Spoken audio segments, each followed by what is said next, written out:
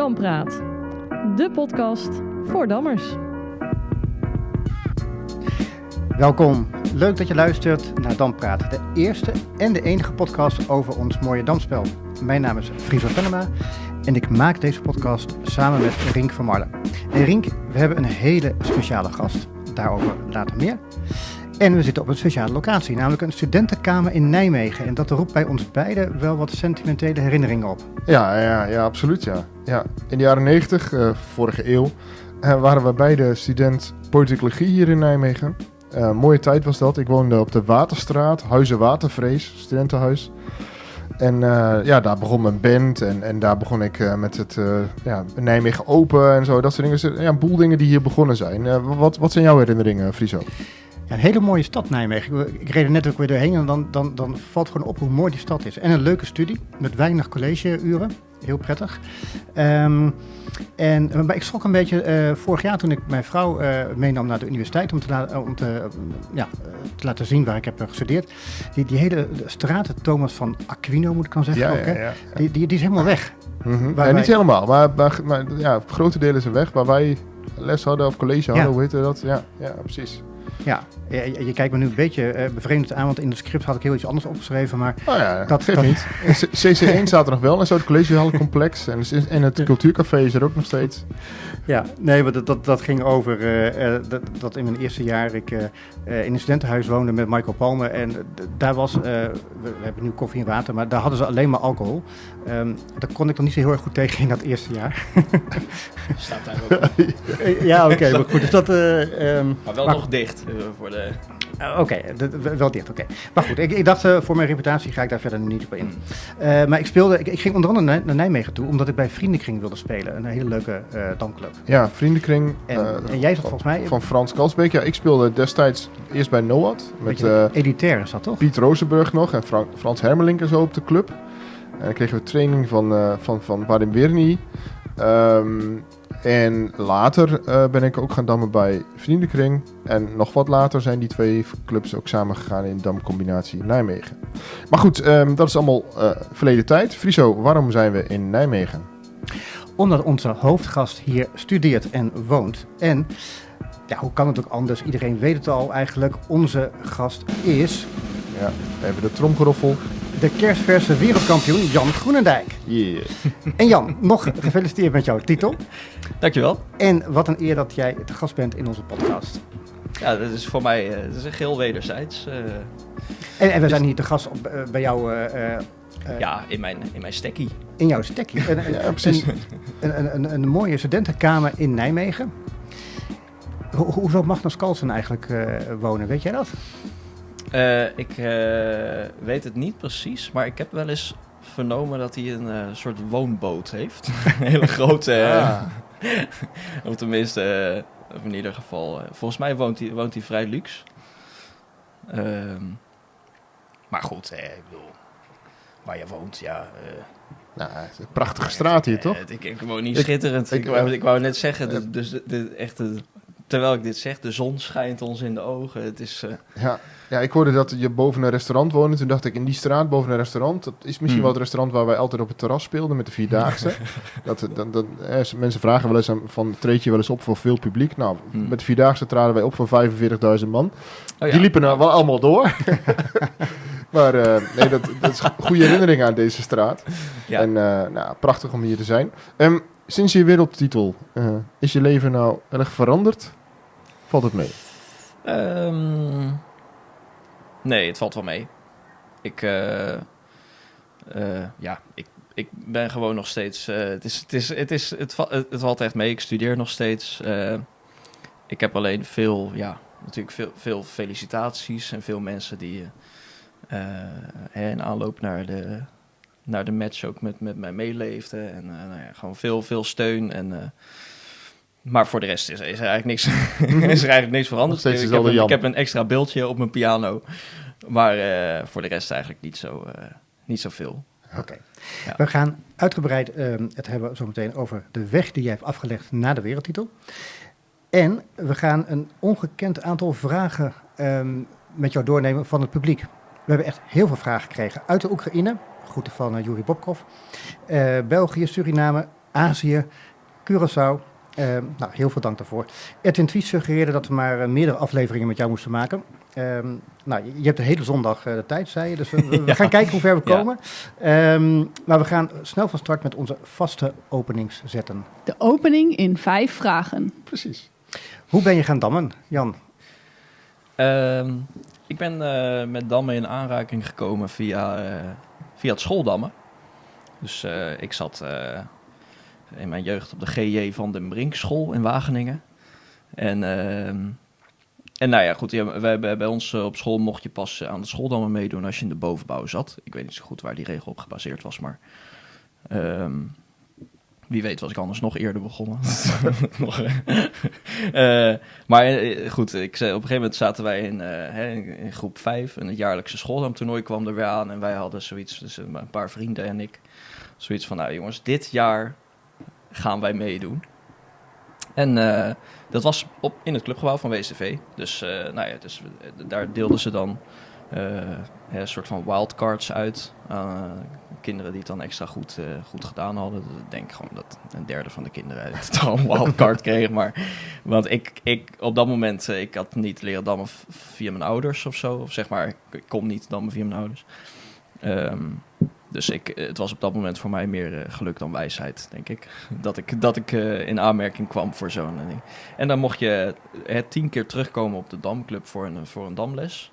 En dan daarna mocht je blijven of de meeste kinderen vertrokken weer. Hè? Dus dan, zo gaat dat nou eenmaal. En ik ben toen, in die 10 lessen heb ik ongeveer, ik denk, in ieder geval de Van der Wal-map en een deel van de Wiersma-map helemaal doorgewerkt. En ik stond op met die boeken en ik ging ermee slapen. En ik dacht van, dit is zo leuk. En ja, zo ben ik... dat was een goede match, Jan en Dan. Ja, dus zo is mijn carrière begonnen. Ja, straks komen we daar misschien nog wel verder over te spreken. Wie is je favoriete dammer? Ik denk dat het voor mij toch... Ja, er zijn natuurlijk veel dammers met een bepaalde stijl. Dus als je kijkt naar gewoon de dammer die objectief de beste zetten doet... dan kom je waarschijnlijk bij Roel of bij Ton uit. Als je kijkt naar een dammer die zijn tegenstander op alle vlakken het zo moeilijk mogelijk probeert te maken... wat denk ik waar ik me iets meer mee identificeer... dan kom je een beetje bij Harm of Georgiev. Een beetje dat soort... dus ik denk, voor mij is het denk ik toch... vanwege zijn veelzijdigheid en creativiteit... is het denk ik toch Georgiev. Ja. Oké. Heb jij een partij uit de geschiedenis die jij de allermooiste vindt? Waar je echt van denkt, wauw. Ja, er zijn heel veel partijen waar ik echt van kan genieten. Deze vraag is mij wel eens eerder gesteld. Oké. Origineel zijn wij. En, nee, maar goed, dat is natuurlijk... en toen heb ik geloof ik opgegeven... volgens mij een partij van Georgiev tegen Schwartzman in de Keller. Waarin Schwartzman dus vanuit die Keller met 24-20x20, dan 22-7 dubbel. Ja. Waarin Schwartzman die vork opbouwt. En vervolgens een keertje ook op 22 terecht komt, een keertje naar 31 relt. En Georgiev een keertje zo naar 31-36, een keertje 42-37. Om de zwarte stand helemaal plat te leggen. Zwart moet een keertje 18-22 en dan juist 37 2 keer 2. Dus schitterende partij. Echt een schitterende partij. Maar ik denk dat dat nu mijn mening toch een beetje bijgesteld heb naar een partij van Weernie tegen Wiersma. Niet of die... uit de WK-match. Ja, volgens mij wel. De partij die Weernie gewonnen heeft toen. Ja, dat vind ik ook echt ik zat hier nog eens na te spelen laatst. Ik denk van dit is toch wel... Dit is gewoon kunst. Ja. Oké. Ik kan me eigenlijk niet meer herinneren. Was dat wat voor spel? Ja, het was... volgens mij... Als ik het me goed herinner... Het is voor mij nu ook een tijdje geleden dat ik het... Maar volgens mij is het ook een partij uit de Keller, als ik me niet vergis. En nou ja, het is een beetje vaag, maar op een gegeven moment Weernie gaat in een opsluiting staan. En het gaat schitterend uit. En het is echt een soort lust voor het oog en alles klopt, voor mijn gevoel. Ja, die zoeken we er gewoon bij dan voor de beelden bij de YouTube-versie. Dus ja, en voor de rest zijn natuurlijk, er zijn zovveel mooie partijen gespeeld. Ja, dat precies. bijna Dat niet. was en de ook vraag niet. veel partijen met een eigen verhaal. Ja. Oké, dan ga ik nu een vraag stellen die we altijd stellen, maar die een beetje suf is om te stellen aan iemand die net wereldkampioen is geworden. Maar goed, ik ga hem toch stellen. Ja, je weet het Op niet. welke prestatie van jezelf ben je het meest trots? Nou, dat moet toch wel... dat wereldkampioenschap is leuk. Maar... Nee. Nee, dat is een grapje hoor. Okay. Nee, ik denk als ik kijk naar... naar waar ik... soort van... waar mijn carrière een toppunt heeft bereikt... Dan is dat toch hier. Ja. Of tenminste, ik hoop niet dat dit het ultieme toppunt is, maar tot het is nu toch toe. iets wat je soort van af kan vinken van, ik ben gewoon een keer wereldkampioen geworden, dat neemt niemand me meer af. Ja.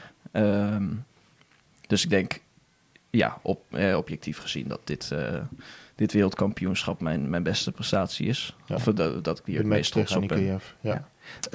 Zat je daar tegenaan te hikken? Want eigenlijk, je zei al, de opbouw, een aantal keer Nederlands kampioen, Europees kampioen. Mensen dachten eigenlijk al, van ja, Groenendijk, nou, dat wordt de volgende wereldkampioen. En op Curaçao lukte het dan net niet. Gaat het dan ook bij jou iets spelen van, het moet nu wel gaan gebeuren? Of ben jij niet zo iemand die jezelf druk oplegt?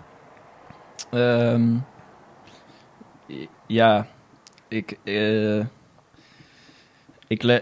probeer mezelf zo min mogelijk druk op te leggen, maar ja, met name ook, je noemt dat WK in Curaçao, ja, daar was het soort van voor iedereen met wie ik sprak, die zei van, ja, maar je hebt Parijs gewonnen, je hebt Nijmegen gewonnen, je hebt Rotterdam gewonnen, je hebt dit gewonnen. Waarom zou je dan het WK niet gaan winnen? Zeg maar een beetje zo van, ik bedoel, het is toch gewoon, duidelijk wie het en daar ga ik absoluut niet beter van spelen. Nee. Dus ja, het is gewoon, ik probeer mezelf zo min mogelijk druk op te leggen, want het gebeurt van alle kanten al genoeg. En ik ben... Dus, maar ja, deze match was natuurlijk dus in het klein een beetje vergelijkbaar daarmee. Iedereen zei tegen mij van, ja, maar je bent toch duidelijk de betere speler, zeg maar. En dan moest ik iedereen uitleggen van, nou ja, zo werkt het niet helemaal. Ik kan de match gewoon verliezen. De onverslaanbare Anikeev. Ik bedoel, het is gewoon niet zo heel duidelijk hoe Anikeev een partij gaat verliezen. Ja, precies. Ja. Oké. Dus ja. ja. Dan hebben we ook nog altijd de vraag, wat is je pijnlijkste partij of pijnlijkste blunder? Je zei vooraf, eigenlijk tot mijn vrouw, ik heb heel wat afgeblunderd. Nou, dat is voor een wereldkampioen best wel een bijzondere uitspraak. Maar wat is je grootste blunder? Nou, er zijn wel veel... een blunder die zich heel vroeg in mijn carrière heeft voorgedaan. Maar die me altijd bij zal blijven. Dat kunnen nu nog steeds heel veel blunders zijn. Ik zie Rinko knikken. Rink denkt waarschijnlijk aan mijn blunder tegen Cordier in 2015 misschien. Nee. Maar in ieder geval een blunder die me altijd bij zal blijven is ook dat ik in de Coupe Philippe liep in de halve finale van het NK Welpen. Was mijn eerste halve finale van het NK Welpen aller tijden. Zeg maar, het was gewoon het eerste jaar dat ik damde, 2008.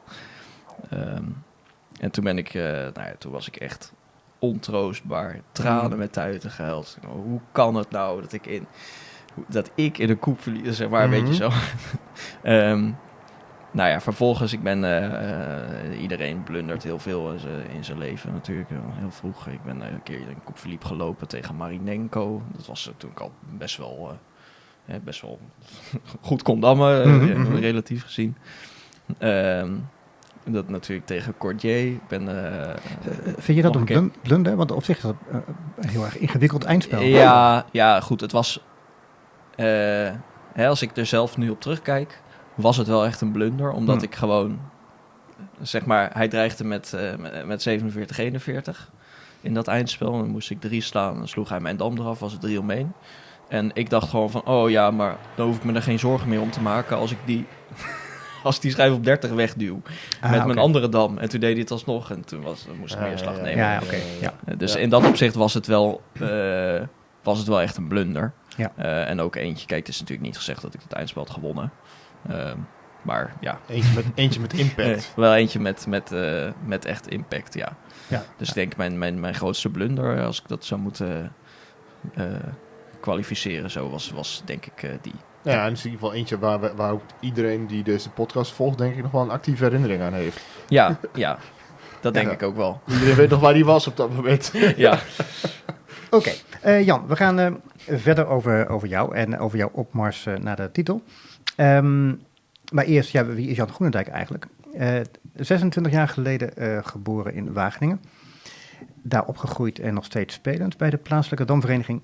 Je bent een topdammer en tegelijkertijd student natuurkunde en sterrenkunde aan de Radboud Universiteit in Nijmegen. En Jan reeg al van jongs af aan titels aaneen. 5 keer Europees kampioen bij de jeugdcategorieën.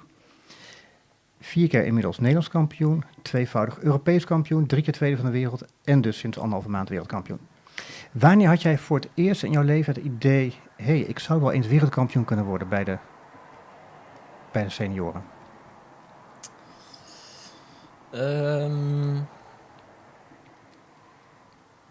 Nou, dat idee, het is een beetje, ik ben nooit zo, hoe zeg je dat? Ik denk nooit van, ik zou wel eens wereldkampioen kunnen worden. Ik denk altijd maar van, als ik een keer een WK heb en ik speel goed en alles valt op zijn plek, dan... Wie weet word ik wel wereldkampioen. Maar bijvoorbeeld in 2015 was dat dus zo. En toen werd ik geen wereldkampioen. Maar ja, ik probeer altijd... ik probeer nooit zoveel in resultaten te denken. Maar meer in mezelf verbeteren. Een beetje dat soort dingen. En dan komen de titels meestal, of tenminste de resultaten komen dan een beetje vanzelf. Ja. Ken jij een foto van die Alexander Pressman op Facebook heeft gepost in 2012 uit het toernooi van Salau? Je was toen 13 jaar. Je zat naast Tjegolev, de oud-wereldkampioen. Oh, ja. En Pressman die had toen als onderschrift in 2012, mind you, de oud-wereldkampioen Tjegolev zien we en de nieuwe wereldkampioen in 2020. Ja, dat heb ik gezien, ja. Dat is heel leuk. En hij had toen blijkbaar dat al idee, maar was er ook al zo'n idee bij jou? Vooral, ik zou best wel eens heel erg goed kunnen worden? Of? Ja, goed. Ik had wel... met name sinds dus soort van dat moment in 2015... had ik wel het idee van... Ik heb op zich wel, zeg maar... Ik was toen lang niet zo goed als dat ik nu ben, zou ik zeggen. Mm-hmm. Maar sinds dat moment heb ik wel zoiets van... Ik zou me best wel... ik doe niet per se onder voor de... niet per se echt onder voor de wereldtop. Waar natuurlijk wel mensen hebben. Bijvoorbeeld het jaar daarna verloor ik vrij kansloos van Roel. Maar ja, dat was ook gewoon een soort... soort gebrek aan volwassenheid. En Roel was ook gewoon veel beter op dat moment. Roel Boomstra voor de Roel Boomstra dat niet kennen. Ja. Overigens in 2013 of 12 verloor je van Anikeev in dat toernooi in Salau. Ja, dat was denk ik die ene partij van Anikeev die ik in die historie heb verloren. Voor de rest wordt alles remise, ja. Hey, je zei net ook iets van, ik ben niet zo bezig met die prestatie of met een doel als wereldkampioen worden. Ik ben meer bezig met mezelf verbeteren. Is dat iets wat je vanuit jezelf zegt? Of is dat iets wat je geleerd hebt in je topsporttraining, dat het gezond is om zo erin te staan?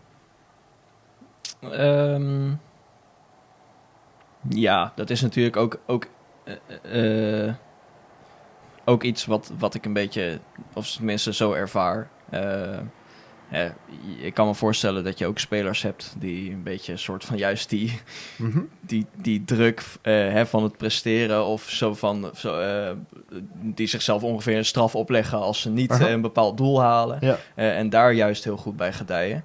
Maar ik speel juist beter als ik wat meer ontspannen ben en wat meer denk van ik ga gewoon mijn best doen om te doen wat ik met mezelf heb afgesproken. En als dat dan betekent dat ik niet een partij win of zeg maar, dan is dat maar zo. Ja. Maar het is veel meer dat ik probeer me een beetje wat meer te focussen op dingen die me soort van meetbare dingen die me kunnen helpen. En dat is gewoon dingen die ik met mezelf heb afgesproken, die doelen die ik voor mezelf stel voor het toernooi. Ja, precies.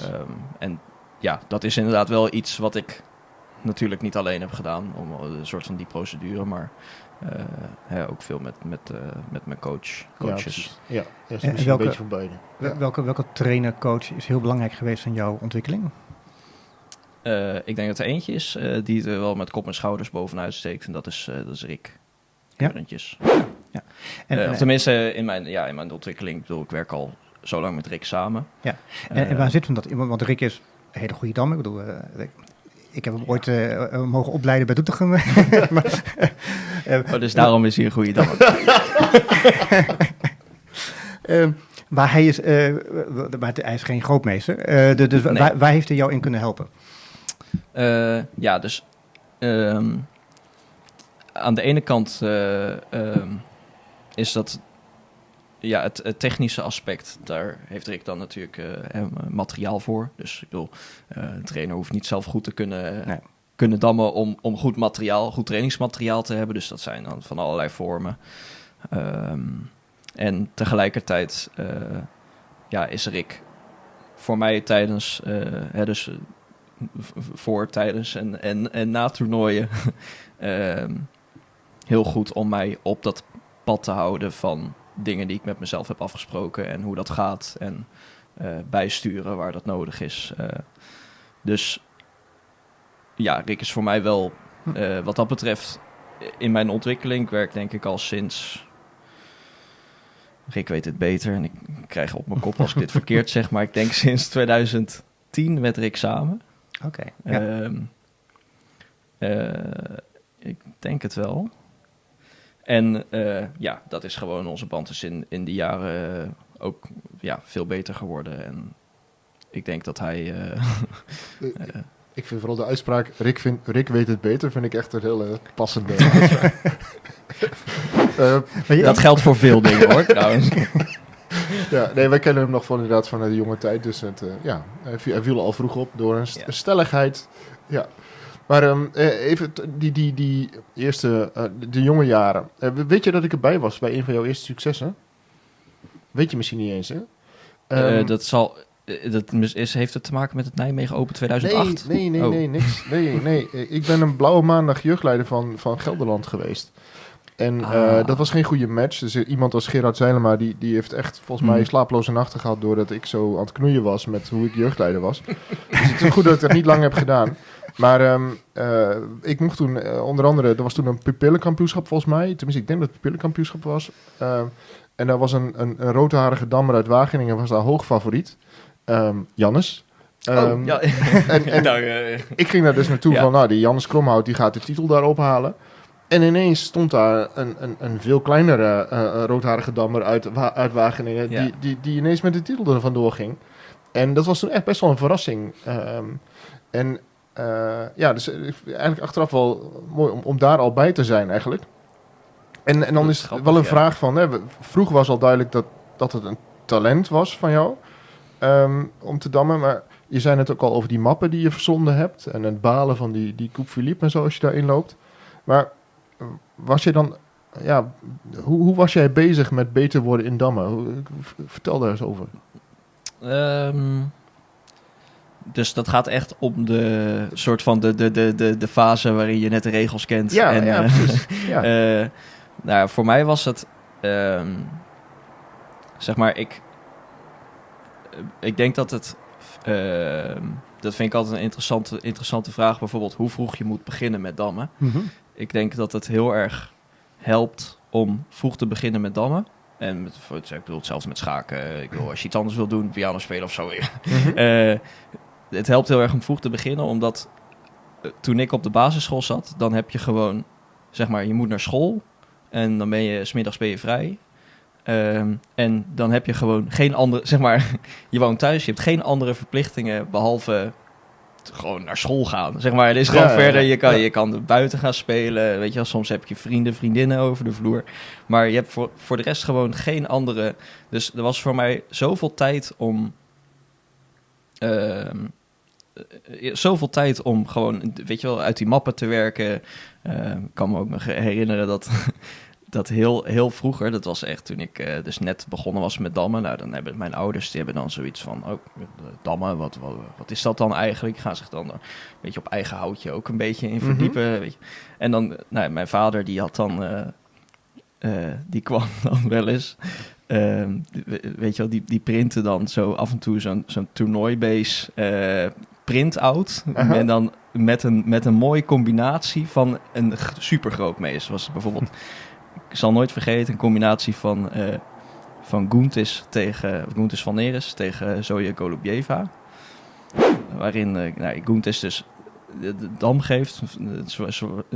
Zoja moest 25 keer 5 slaan. Dan neemt Goentis 22, 28, 1 om 2 naar 36. Die dam moet dan vervolgens naar 28 slaan. Dan met 17, 21, 11 keer 42. En dan uiteindelijk 36 keer 47. Dus zeg maar, dus een soort combinatie in drie etappes. Nou, ik zag dat en ik vond dat zo mooi. En ik denk van, ik moet die Goentis, dat is echt voor mij. Ik zou willen dat ik dit level van genialiteit had, zeg maar. Het was gewoon zo grappig dat de soort van. Dat is iemand waar ik nu gewoon naar kijk. Denk van, is gewoon collega grootmeester. Weet je wel? Vroeger dat mijn vader dan af en toe zo'n blaadje printen met een mooie combinatie. Hier, nieuwe opgave voor vandaag. Ja, precies. Weet je wel, gewoon dat soort dingen. Dus dat was gewoon. Ik vond het zo. Ja, er was gewoon zoveel tijd voor mij om me in dammen te verdiepen. En dat goed, er was op dat moment niet zoveel anders dan voor mij dan die mappen. Ja, had je een favoriet damboek of zo? Okay, ik zie hier nou ja, kijk, 1 tegen 50 van Martijn van IJsselhoorn liggen. En niet zoveel. En de topprestatie van dambord van Sijbrands, een heel oud boek. Maar ja, er liggen hier, ik kan het misschien, ik weet niet of die microfoon mee kan nemen, maar. Er wordt nu in het stapel boeken gegraaid. Die gewoon op een bank liggen ergens. Oh, daar ligt ook een dambord. Het boek van Annie Keev. Ah, oké, ja. Ik weet niet zo goed wat het volgens mij betekent. De titel, de Road to the World Championship of zo. Of, kijk. Een soort van, een beetje een soort van, het is een boek met allemaal kleine fragmentjes. Het is niet echt een verhalenboek, niet echt van. Ja. Maar dat is, aan de ene kant klinkt het alsof je heel veel met dammen bezig was toen dus. Ja, maar aan de andere kant beperkt tot boeken. Want tegenwoordig, stel dat je nu zo oud zou zijn geweest en je zou op lead drafts kunnen 24 uur per dag. Ja. Hoe was je dan nog kind gebleven dat naar school ging en dat soort dingen? Want dat klinkt alsof je dan alleen maar gedampt had. Ja, goed.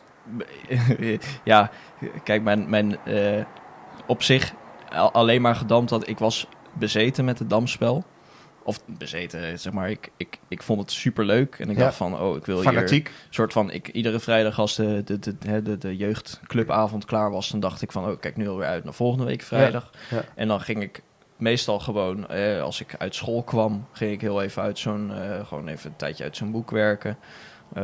Voordat ik naar bed ging ik even een half uurtje uit zo'n boek werken. Vervolgens stond ik op en dan pakte ik heel even het boek erbij. En op een gegeven moment werd je zo geroepen, ja, kom, je moet zo naar school. Ik zei, oké, snel alles aantrekken naar school. En dat ging gewoon een beetje zo door. En dan op een gegeven moment, dan merken ze ook van, misschien heeft deze jongen wel echt talent. Dan gingen ze even kijken naar mijn antwoorden. En dan zagen ze van, klopt meestal wel en zo. Ja. Maar op dat moment was het niet volgens mij niet veel meer dan dat. Dus ik heb niet nooit overwogen om school te laten gaan, Nee, volgens nee, mij.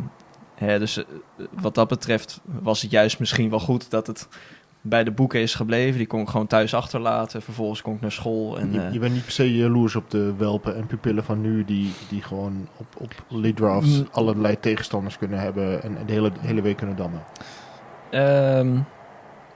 Ja, jaloers sowieso niet. En ik vind het ook een interessante vraag. Soort van, kijk, ik heb denk ik in het verleden heel veel gehad aan een boek als het Strategiekompas of de damboeken van de Bond. Ja. Dus die mappen, je hebt dus gewoon die 6 wereldkampioenen voor Roel en ikzelf nu. Ja. Daar heb ik ontzettend veel aan gehad, omdat je gewoon heel erg systematisch soort van de basis leert eerst en vervolgens de basis van een soort van combinatiespel, de basis van het positiespel, een soort van tactiek en positiespel. En het zijn niet hele ingewikkelde boeken, maar het is gewoon volgens mij heel goed uitgedacht. En bijvoorbeeld daar heb ik heel veel aan gehad en ook aan de boeken zoals Strategiekompas. Dat zijn gewoon hele... Ja, een soort van boeken over de basis van de dammen en een soort van basis van positiespel, tactiek en hoe. En dat zijn schitterende boeken, maar ja, ik weet niet of de jeugd van tegenwoordig die boeken nog leest. Zeg maar. Ja, precies. Zeg maar, want als ik kijk naar, dat vind ik altijd heel grappig, als ik kijk bijvoorbeeld naar computers en wat die aangeven, bijvoorbeeld Scan. Is heel ambitieus in bepaalde standen, waarvan ik dan denk van, maar een soort van, ik kan ongeveer het hoofdstuk van het Strategiekompas noemen waarin staat dat dit niet goed is. Ja. En dat is heel leerzaam, maar soort van, vind ik het wel grappig om te zien dat dus jeugdspelers van tegenwoordig juist misschien te veel naar de kant van de computer gaan in plaats van de kant van soort van de menselijke strategiekompas kant. Ja, je breekt een lans voor het behouden van die boeken.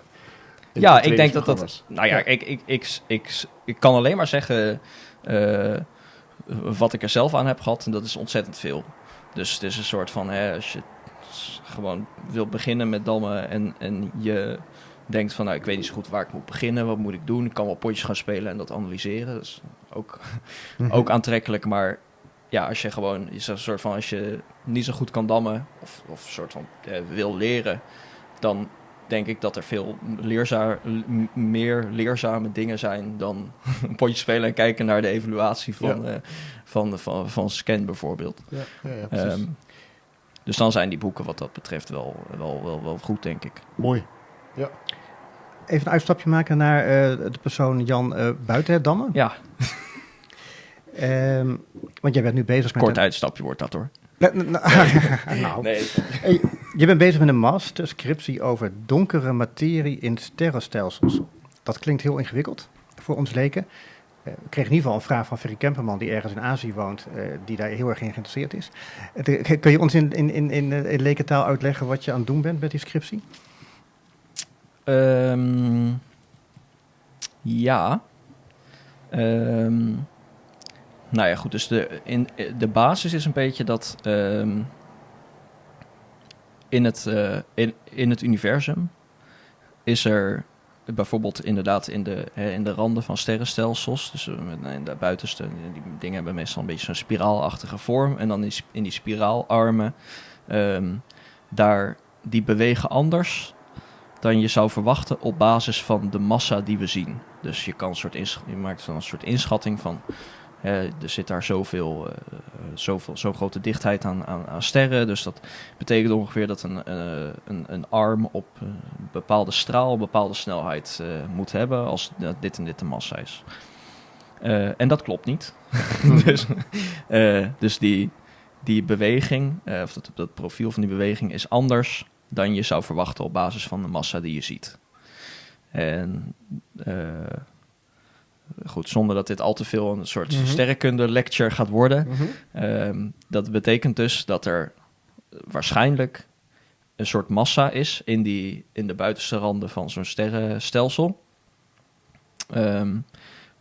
die we niet kunnen zien. Of in ieder geval een soort van er is massa, maar we zien niet alle massa die er is. En zo is het idee van donkere materie ontstaan.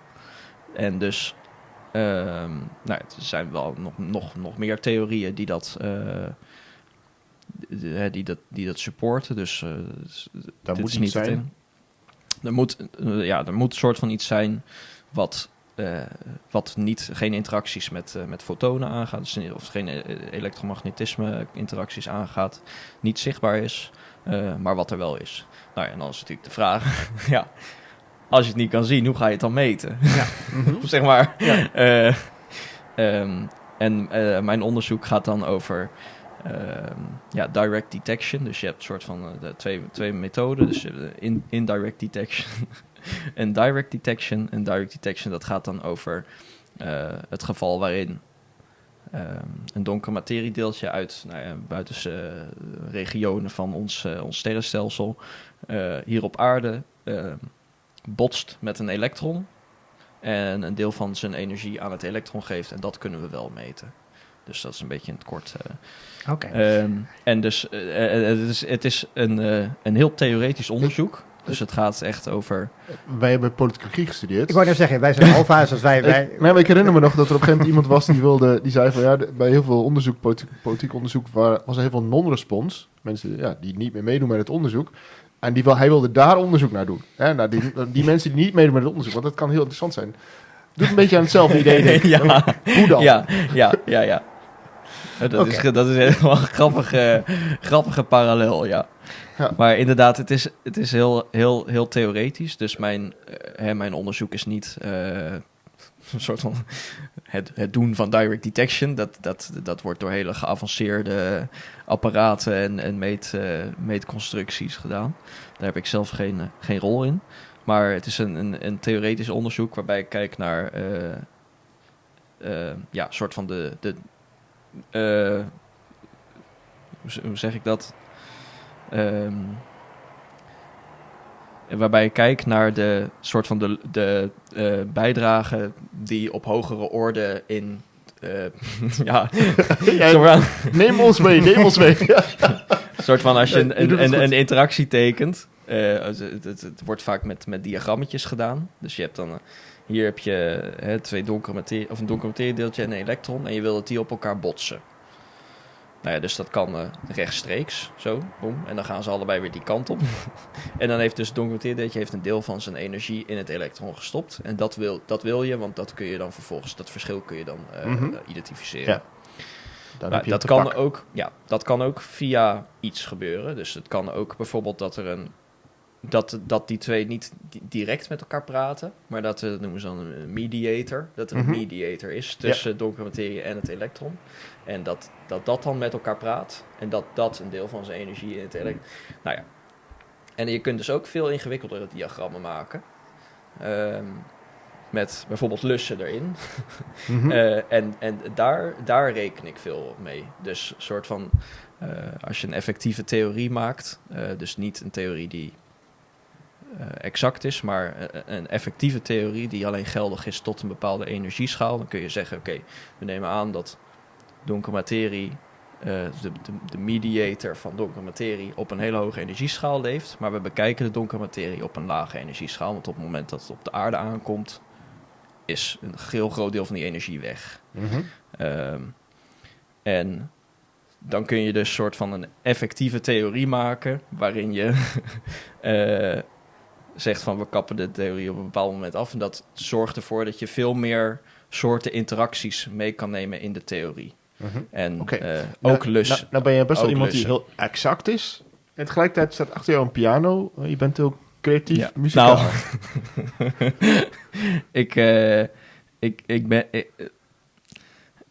Ik zou niet willen zeggen dat ik super muzikaal ben, maar ik vind het wel, ik vind het vooral lekker om na een lange dag, zeg maar, dan heb ik vaak, ik heb gestudeerd, ik heb vaak ook nog een beetje een soort damtraining gedaan van een bepaalde vorm.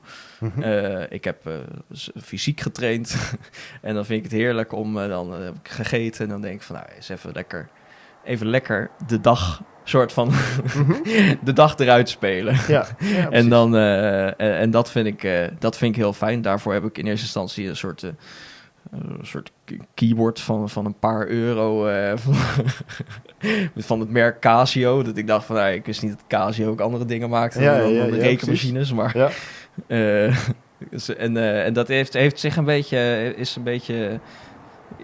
het heeft zich een beetje geëvolueerd tot wat hier achter me staat. Ja. Maar het is niet zo dat je Jan beperkt tot zeg maar de meer mathematische dingen zoals Bach dat doet met patronen en zo. Nee. Ik vind het fijn om te improviseren. Ja. Dus het is inderdaad als ik heb vroeger wel stukken geleerd. Maar wat ook heel fijn is, het is soort van wel heel fijn om dat dan te doen en dan dat je op een gegeven moment denkt van, ik kan dit gewoon. Zeg maar, of een moeilijk stukje, een bepaalde sprong, dat je denkt van, dat gaat wel even duren. En als het op een gegeven moment lukt, dat is wel extra fijn. Ja.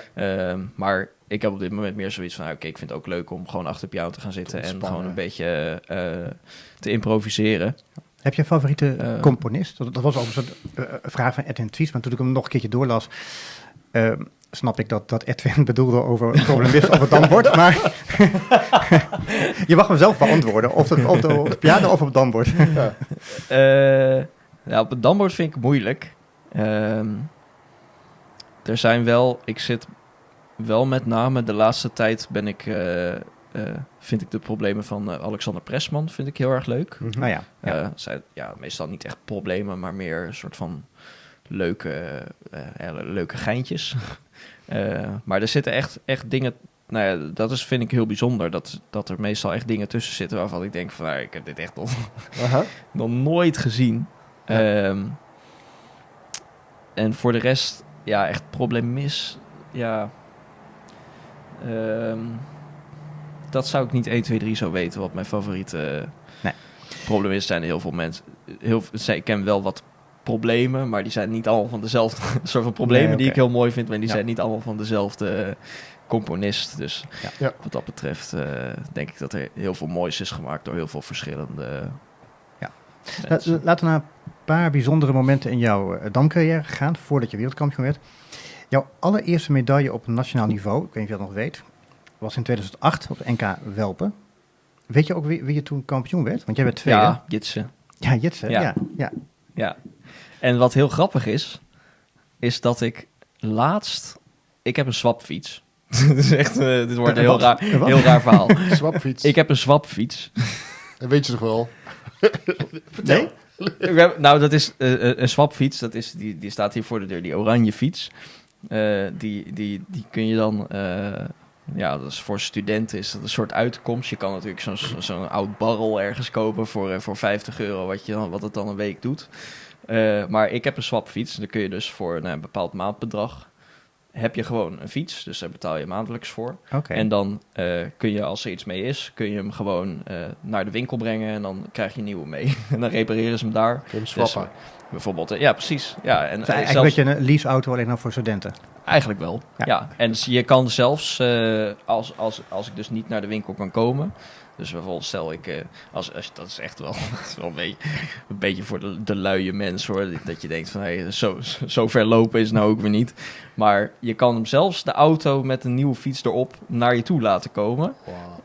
En hem dan soort van, dat ze hem ter plekke meenemen, dat je ter plekke een nieuwe fiets krijgt. Maar goed, ik heb dus een swapfiets, maar ik ging dus laatst, was er iets mee aan de hand, ligt het niet of zo. En toen ging ik naar de swapfietswinkel. En ik werd daar geholpen door een jongen die ik totaal niet kende, dacht ik. En ik zeg van, dit is kapot en zo. En hij zit zo naar mij te kijken en hij zegt... Ben jij Jan Groenendijk? Dus ik zo... ja.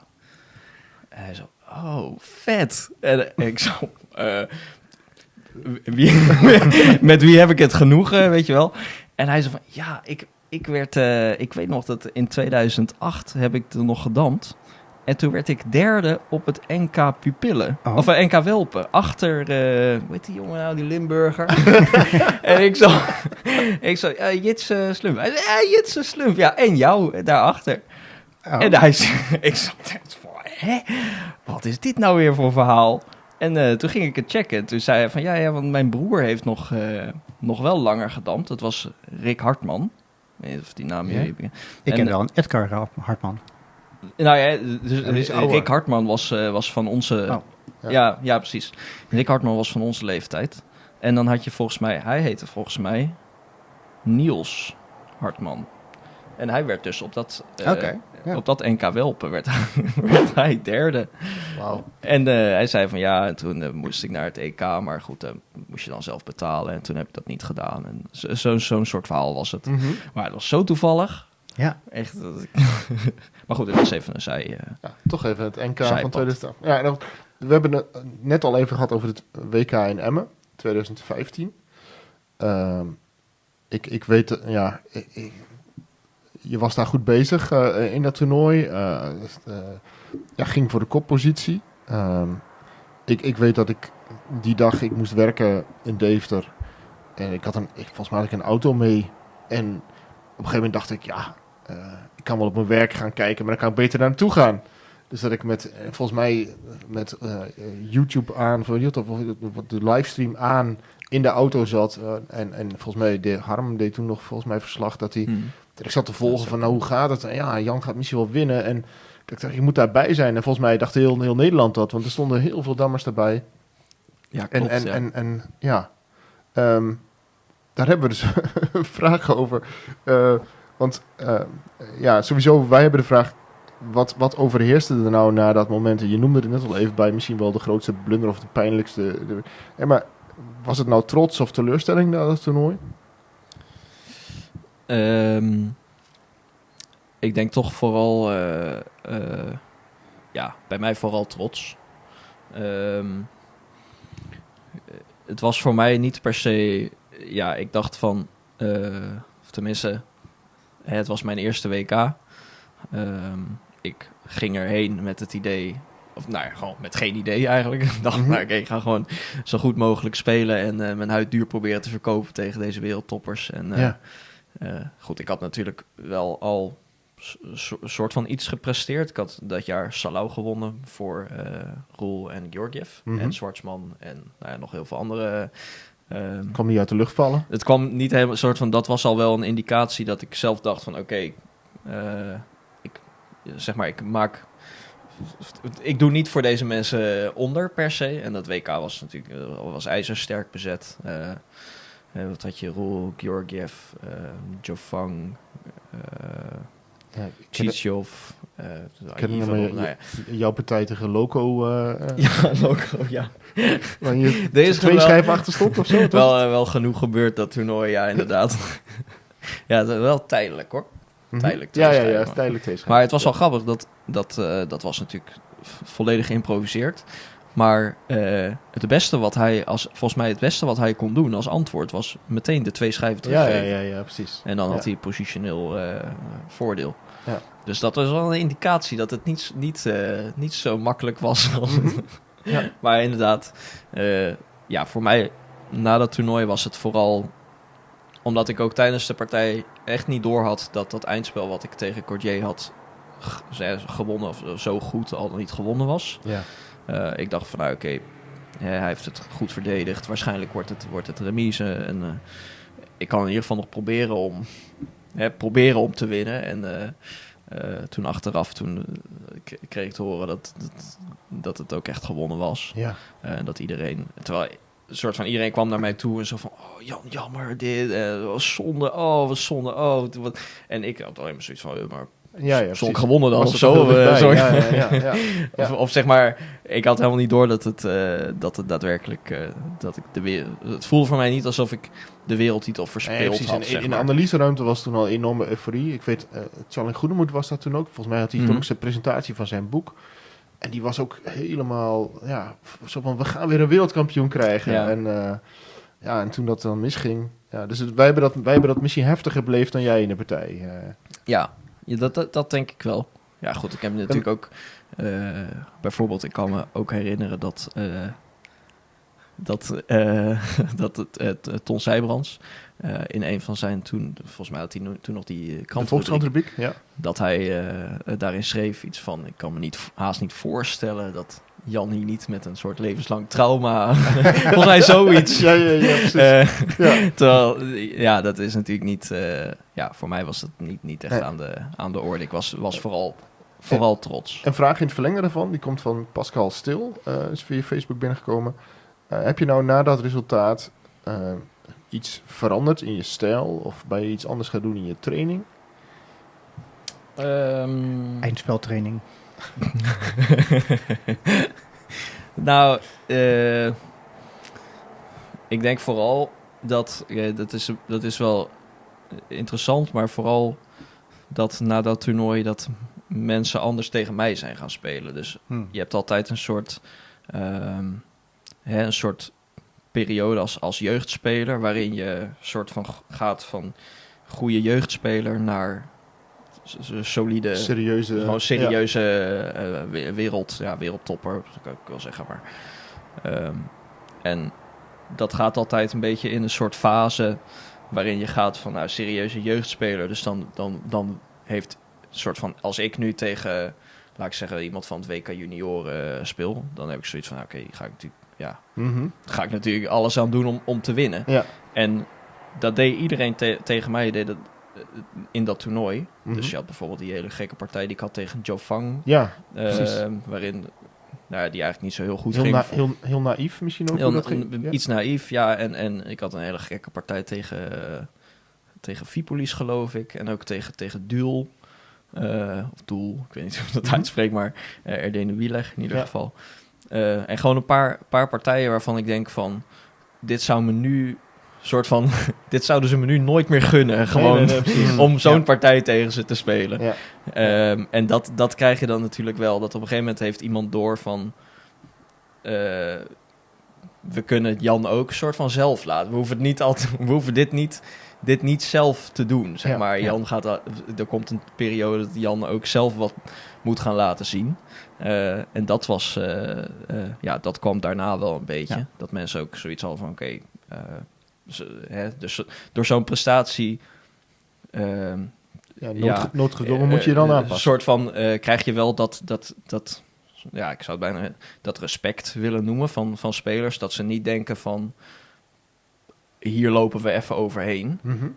Maar dat ze wel zoiets hebben van, dit moeten we wel wat serieus, we moeten dit wel serieus aanpakken. Ja. En dan, dus inderdaad, een soort van noodgedwongen verandert je stijl dan een beetje daaraan. Dan moet je zelf ook wat meer, soort van, als je van mensen wil winnen, ook wat meer risico's nemen en je wordt gewoon wat anders behandeld. Ja. Precies. Een mooie vraag van Guno Burleson. En misschien wil je er niks over zeggen, dat kan natuurlijk ook. Maar wat vind je het moeilijkste speltechnische onderdeel van dammen? Ja, ik moest gelijk denken aan tijdverdeling. Hoe wil je dat? Ja, is dat echt een spel? Ja. Nou ja, wat vind je het moeilijkste onderdeel van dammen?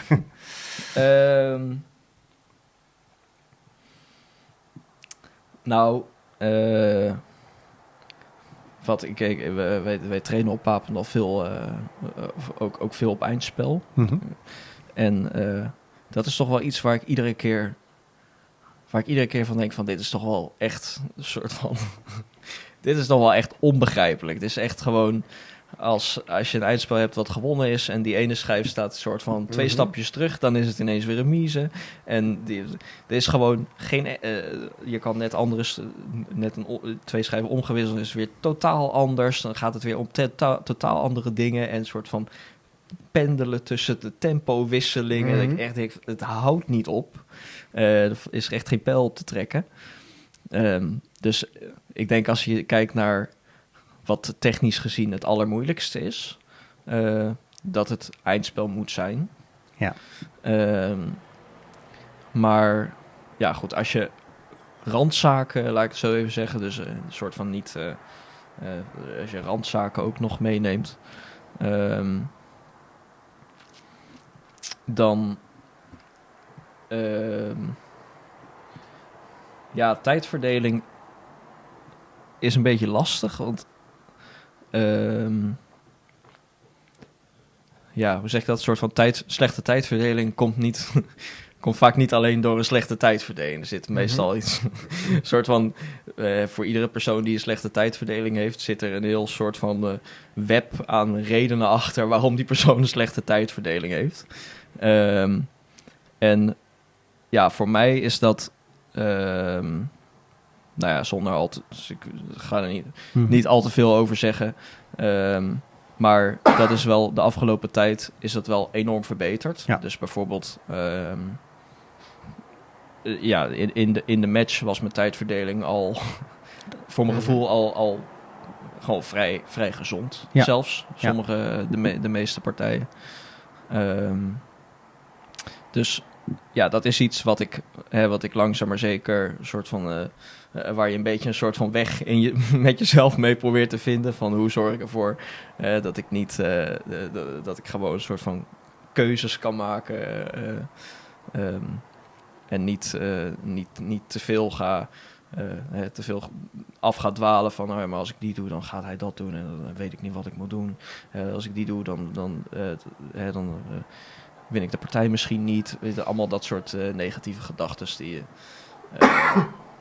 die niet helpend zijn. Die probeer ik zoveel mogelijk erbuiten te houden. Ja. Laten we even nog naar één stap verder gaan, naar de WK-match tegen Boomstra, tegen Roel.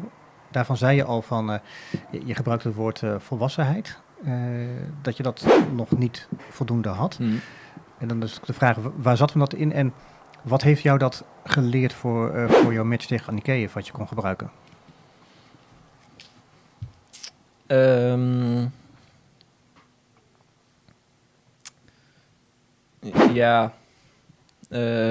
Het was een beetje, volgens mij als je Roel vraagt, bijvoorbeeld wat Roel naar aanleiding van, of soort van, naar aanleiding van de eerste paar partijen in die match veranderd heeft, dan zal Roel waarschijnlijk zeggen, op een gegeven moment kwam ik erachter dat ik niks hoefde te doen om de match te winnen. Wat Wouter zegt in de vorige podcast. Ja, precies. Ja. Op een gegeven moment kwamen zij er gewoon achter van, we hoeven echt letterlijk niks bijzonders te doen. We hebben ons gewoon goed voorbereid. Roel kan gewoon gezonde zetten doen. We weten in de opening wat hij aan het doen is. En Jan gaat zich ofwel opknopen, ofwel hij heeft, zeg maar, hij knoopt zich niet op, maar gebruikt daarbij heel veel tijd. Of als je geluk hebt, doet hij het allebei. Ja. En een soort van, zij kwamen op een gegeven moment inderdaad achter van, zeg maar, we hoeven gewoon niks bijzonders te doen. Als ik gewoon normale zetten doe, gewoon speel wat ik fijn vind. Dus Roels was tegen mij toen, maar sowieso in het algemeen best wel een aanvallende speler. Dus heel soort van, hij maakte hem niet uit als zijn linkervleugel een beetje achterbleef. Als hij maar op 24 terecht kwam, dacht van dat komt later wel. Een beetje zo. En op een gegeven moment, dan soort van, ik maakte altijd wel een fout. Of ik deed altijd wel iets geks. Zelfs in de partijen waarin ik soort van, er waren niet heel veel partijen waarin ik goed kwam te staan. Maar de tweede partij had je gelijk wel echt was inderdaad een hele goede kans. Ja. Was inderdaad één partij waarin ik inderdaad Roel flink aan de tand heb gevoeld. Was de tweede. Maar ja, voor de rest had ik die match gewoon eigenlijk geen schijn van kans. En het grootste probleem zat hem eigenlijk al van tevoren. Dat ik gewoon geen idee had hoe ik überhaupt een partij, laat staan een match van Roel ging winnen. Dus dat was gewoon, zeg maar, Roel was ook de enige van wie ik verloor in 2015. Ja. Was gewoon voor mij, denk ik, op dat moment was het ongeveer, ik keek ontzettend tegen Roel op. Dat was gewoon, denk ik, de slechtste tegenstander die ik op dat moment kon hebben. Maar goed, je leert er wel heel veel van. Daarna, Want had je het gevoel, we gaan dan nu naar die andere match, die je wel gewonnen hebt, de match tegen Anikeev. Had je het gevoel dat Anikeev dezelfde strategie een beetje hanteerde? Zo, nou is Anikeev natuurlijk sowieso een andere speler dan jij. Maar hij speelde heel strategisch, een beetje afwachtend. Rekende wel heel goed en koelbloedig. Hè. Hij speelt ook wel heel goed. Maar ik had zelf wel een beetje het gevoel, hij probeert Jan uit de tent te lokken. En na 4, 5 remises, dan gaat Jan misschien een beetje ongeduldig worden. En die gaat dan zijn kop in de strop steken. Dat hoopt Annie KF. Had jij dat gevoel ook? Ja. Het was voor mij... het was voor mij heel soort van heel interessant om zijn eigen analyse na afloop te horen. Ik weet niet, dat had net kort... Het interview met Reska. Of tenminste, hij gaat er ook wel in op... Hij noemt er in ieder geval 2 dingen. Eentje is dat het feit dat er 2 overwinningen nodig zijn... deed hem verwachten dat jij agressiever zou spelen. Mm-hmm. Ja, en dat hij dus inderdaad zei van... Hey, Jan speelt helemaal niet zo agressief in de match. En dat hij op een gegeven moment een beetje verwijt krijgt... ook van Rob Klerk bijvoorbeeld... dat hij te passief zou spelen. Terwijl hij zoiets zegt van... Ja, hallo... waarom moet ik dat doen? Of, je gaat toch niet van mij verwachten dat ik me ga opknopen? Dat idee. Ja. Nou goed. Wat mijn idee was... we hadden denk ik ons heel goed voorbereid. Of tenminste... goed voorbereid in de zin dat we gewoon veel openingen die hij graag speelt... of op een bepaalde manier graag speelt... dat we dat probeerden te ontwijken als het... vervelend was. Of tenminste, bijvoorbeeld ik speel... Mijn leven lang speel ik na 32, 17, 2 keer 1. Speel ik 1 6. Maar ja, ik had nu gewoon een hele goede reden om dat niet te doen. Goed, voor de liefhebbers kunnen ze een partij tegen Ron in het Ron Heusens in het WK van Curaçao opzoeken. Dat is gewoon een super vervelende manier met zwart. Of een soort van waarop zwart die dat tegen kan spelen. En ja, daar wist ik gewoon niet zo goed hoe ik daar iets fatsoenlijks op kon vinden. En zo waren er heel veel openingen waarvan we zoiets hadden van... Ja, zeg maar, dit kunnen we wel doen. En het kan heel scherp worden als hij dat ook wil. Maar ja, als hij slim is, doet hij dat gewoon niet. En kiest hij iets heel anders, wat gewoon vervelend is. Ja. Een soort van, je gaat naar 82, 17, 2 x 1. Kun je allerlei zetten doen. Ik heb veel 34 gedaan in de match. Maar je kijkt natuurlijk ook naar 35, 30. Je kijkt naar van alles eerst 37, 2. Dat doet hij zelf altijd. Allerlei soorten dingen. Je kijkt naar andere openingszetten. Maar ja, goed. Er is altijd wel iets soort van wat hij kan doen om de partij een beetje een soort van dood te maken. Of in ieder geval dat hij niet met nadeel of met erge spanningen of zo uit de opening komt. En we hadden wel verwacht, of tenminste ik had wel verwacht dat zijn strategie zou zijn. Dus gewoon dat hij vrij vlak zou spelen en gewoon in de opening niet zou willen dat hem in de opening iets zou overkomen. Gewoon vanuit onze voorbereiding. En we hadden super... een soort van laat ik dan zeggen, normale openingen... hadden we hele mooie, scherpe varianten hadden op het bord kunnen komen. En ook dingen waarvan ik zelf zoiets had van... ja, ik weet niet zo goed of dit goed is... maar, maar ik zou het wel willen proberen. Ja. Maar ja, dat is allemaal niet aan de orde geweest. Dus ik zou... Ja... hoe mijn ervaring was dat bijvoorbeeld in de eerste partij die werd vrij scherp opgezet. Dus dat was een opening die wij dan voorbereid hadden. Omdat ik zelf heb nog nooit, 82, 17, 2 x 1, zelf nog nooit 34, 29 gespeeld. Maar in die partij wel, dus dat was gegarandeerd een verrassing voor hem. En hij heeft die stand wel een paar keer op het bord gehad. Dus het gaat dan om 19-3, 40-4, zeg maar, en dan 33-8 keer 8. En zwart bouten vuist op een keer 19-3 x 3 en ik keer 35-30. En het werd ontzettend spannend. Ik kwam daar toch wel iets beter uit uiteindelijk. Het was halverwege, was gelijkwaardig, maar het begon toch wel een beetje vreemde zetten te doen. En toen dacht ik van, oké, mooi. Hij wil blijkbaar ook wel wat of zo. Een soort van... misschien wordt het nog wel leuk. En toen... Ja, die tweede partij deed ik dus zelf 17 2 x 1. Hij speelde het precies zoals we verwacht hadden. En ik en hij speelde vervolgens, op een gegeven moment kon hij een soort van 2 afslagen in. Dus hij kon, ofwel flauw, dat was dan dat 33-28, wat hij een paar keer deed. Dus zeg maar dat hij daarna slaat en ik 3-2 slaan, dan kon hij dat afdwingen en dan staat wit iets passiever. Maar nou, hij wilde dat boven het agressievere 35-30, terwijl dat volgens mij gewoon kan. Dus soort van dan krijg je gewoon een spannende stand, maar ja, het is niet per se minder voor wit of zo. Het is gewoon, kans. Gewoon leuk. En soort van, het viel mij op dat hij dat nooit deed. Dus hij, soort van, als hij, dus ook na 2-8-19 3x3 heb je honderden varianten die super scherp kunnen worden. Dus ook naar wat hij doet met 34-9x30. 30-5, 35-30, dat is wel een soort van manier om de stand... Een soort van de enige manier waarop de stand niet scherp kan worden. Ja.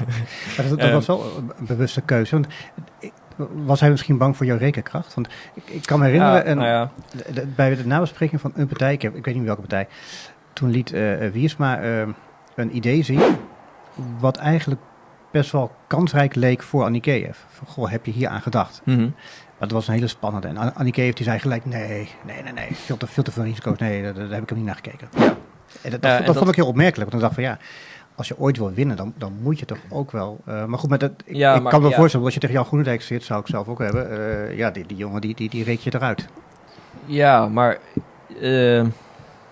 het was voor mij vooral, denk ik, Ik had wel verwacht dat hij... zijn stijl is niet helemaal... Hij is wel een soort... Hij heeft een beetje een vreemde stijl. Dus hij is een soort van... Iedereen heeft een beetje bij Anikeev een soort van dat beeld van... een blok beton, niet doorheen te komen. Een soort van heel, heel degelijk. Maar ja, toen ik ging kijken, dacht ik wel van... hij is wel een soort van principieel. Dus hij heeft gewoon bepaalde dingen... waarvan hij altijd denkt van... Nou, dit doe ik gewoon wel. Kan mij het schelen. Een soort van, ik heb een keer een kellerpartij tegen hem gehad. Ik heb een keer een andere partij tegen hem gehad... die ook vanuit het niets heel spannend werd. Dus soort van, hij is wel...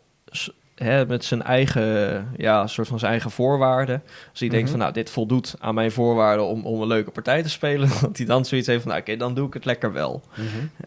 En dat maakt het ook een beetje lastig. En ik had het idee dat hij soort van heel erg aan het afwachten was, totdat ik mijn voorwaarden anders ging maken om maar een scherpe partij te krijgen. Ja, precies. Ja. Zodat hij zoiets had is dat van... niet ook een beetje een kenmerk van een match? Dat je net met twee boxers over verschillende ronden, dat je dan denkt, nou, de ene is beter dan dit, dan een beetje aftasten. En dan kom jij maar, wie laat het eerst zijn voorwaarden los? Ja, het is inderdaad heel erg, soort van match-eigen, dat je zo'n soort dynamiek krijgt. Een mindgame. Ja, en ik heb dan een soort van hoe ik daarmee om ben gegaan, is dat ik niet zoiets had. Want hij zei dat hij had verwacht dat ik dat veel sneller zou, of soort van dat ik echt met hele scherp meteen overal een keer 35 of 16-1 zou doen. En dat daar had hij zich juist op voorbereid. En dat had ik juist verwacht. Dat hij zich juist daarop zou voorbereiden. Daarom heb ik het niet gedaan. Dus het is een beetje een soort van... ik dacht alleen maar van, oké, als hij gewoon vanuit de opening graag passieve standen wil spelen, waarin alleen ik kan winnen, dan heb ik zoiets van, dan ga ik soort van nooit in de match, denk ik, mijn hoofd in de strop steken om maar soort van, denk van, zeg maar, deze stand met voordeel, nee, die wil ik niet. Ik wil gewoon, zeg maar, dat is dan een beetje, soort van, ik verwacht ook juist dat hij, als hij een voorbereiding doet, dat hij juist kijkt naar hoe ik zijn openingen scherp kan proberen aan te vliegen. En dat hebben we dus ook. Ja, je kreeg ook gelijk, hè?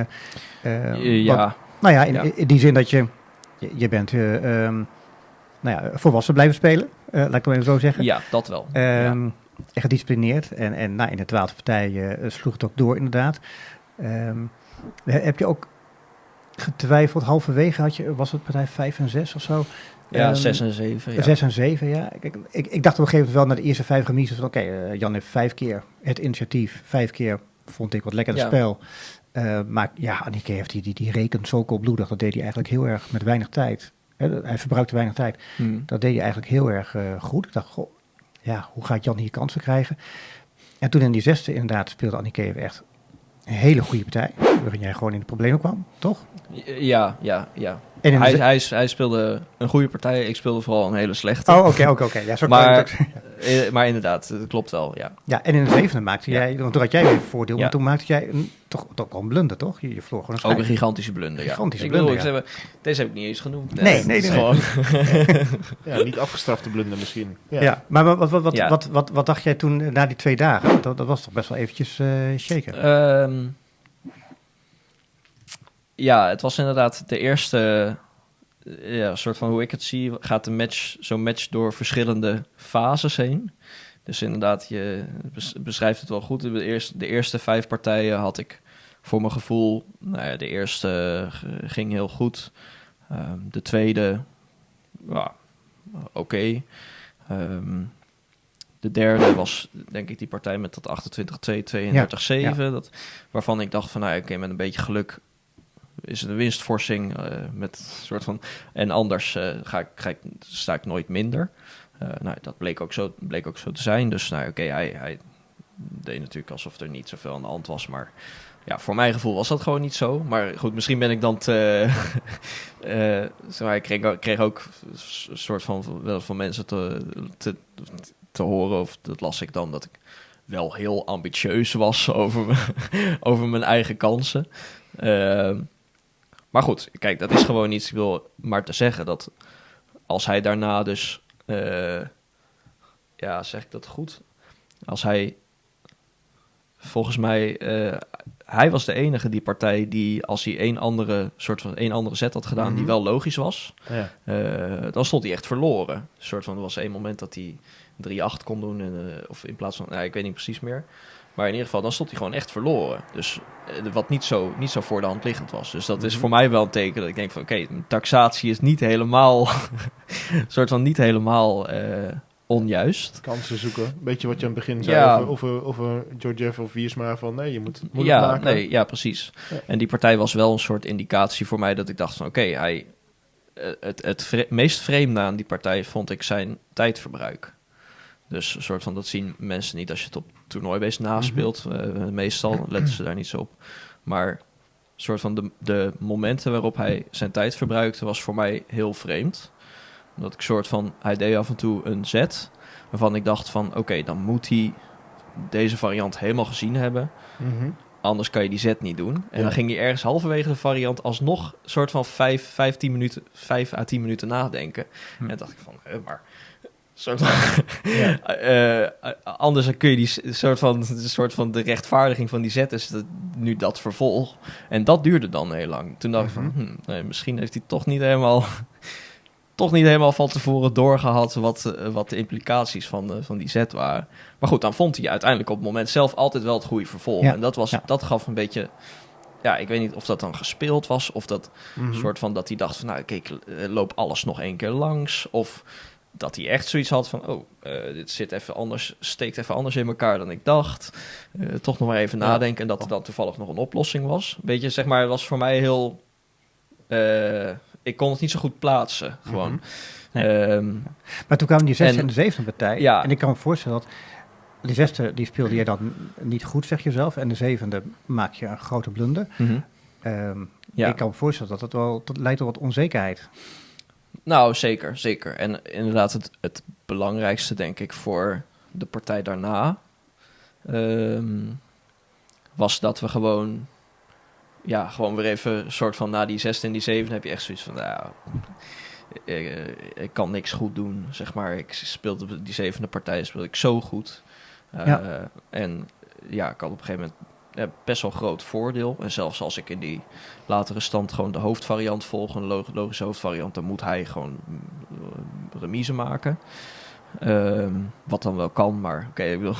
Maar inderdaad, je hebt echt zo'n gevoel van... echt, ik weet niet zo goed wat ik nou... Moet ik nou toch dan ineens heel scherp... Maar eigenlijk het eerste wat het belangrijkste was heel even gewoon... een soort van... Weer even een partij spelen waarin er in ieder geval niks gebeurt. Een soort van waarin mij niks overkomt. En dat was toen de 8e. En die ging meteen vrij goed.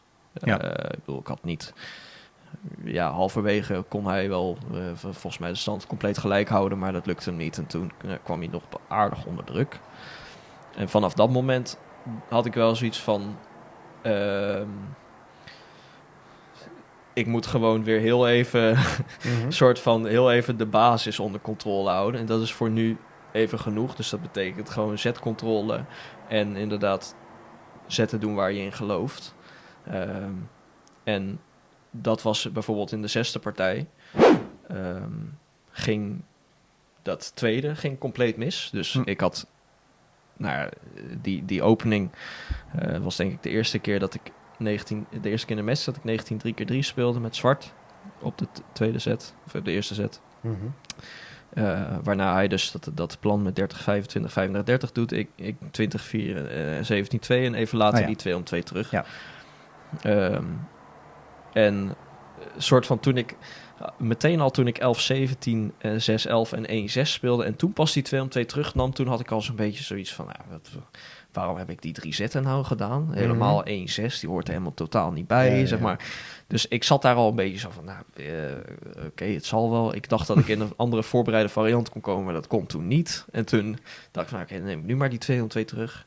En soort van, toen zat ik al een beetje zo van, ik weet niet zo goed wat ik aan het doen ben, maar... En dat gaat dan een beetje zo tijdens zo'n partij een beetje het eigen leven leiden. Dus dan op een gegeven moment als de volgende keer dat er iets gebeurt... Ik deed allemaal een beetje vreemde zetten. Hij deed allemaal logische zetten die ik wel had zien aankomen. Maar ik denk van, oké, misschien doet hij hem niet. Nou, iedere keer doet hij gewoon wel de meest logische zet. En dan komt hij gewoon langzaam maar zeker. Kwam hij gewoon best wel opzetten. En toen was ergens halverwege kon ik volgens mij... Ik speelde een keertje 17... 21 en daar kon ik vervolgens met 11, 17 en 6, 11 kon ik daar vuist bouwen, wat best redelijk was. Maar het leidde een beetje tot een niet alledaagse stand. En ik dacht van, moet dat nou wel doen en zo. Terwijl het wel technisch het beste was. En dus ik heb die partij ook een soort van, denk ik, 4 of 5 keer iets afgewezen, waarvan mijn gevoel zei, dit moet je doen. Maar waarvan ik dan tijdens de partij dacht van, ik durf het toch niet aan of zo. En uiteindelijk leidde dat er dus toe dat ik inderdaad... en heel veel tijd gebruikte om eigenlijk niet zoveel. Niet veel tijd gebruikte om een soort van de beste variant uit te rekenen... om ze vervolgens niet te doen.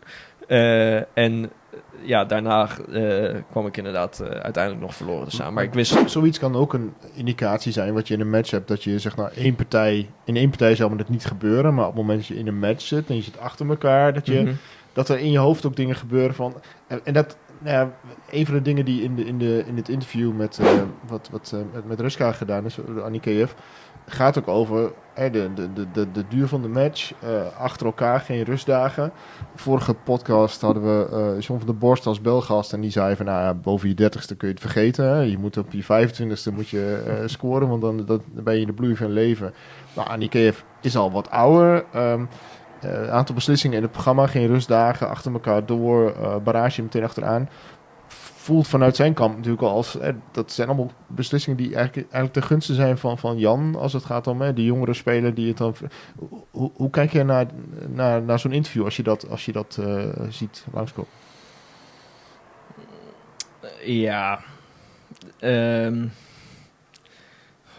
Ik vind het lastig daar wat over te zeggen.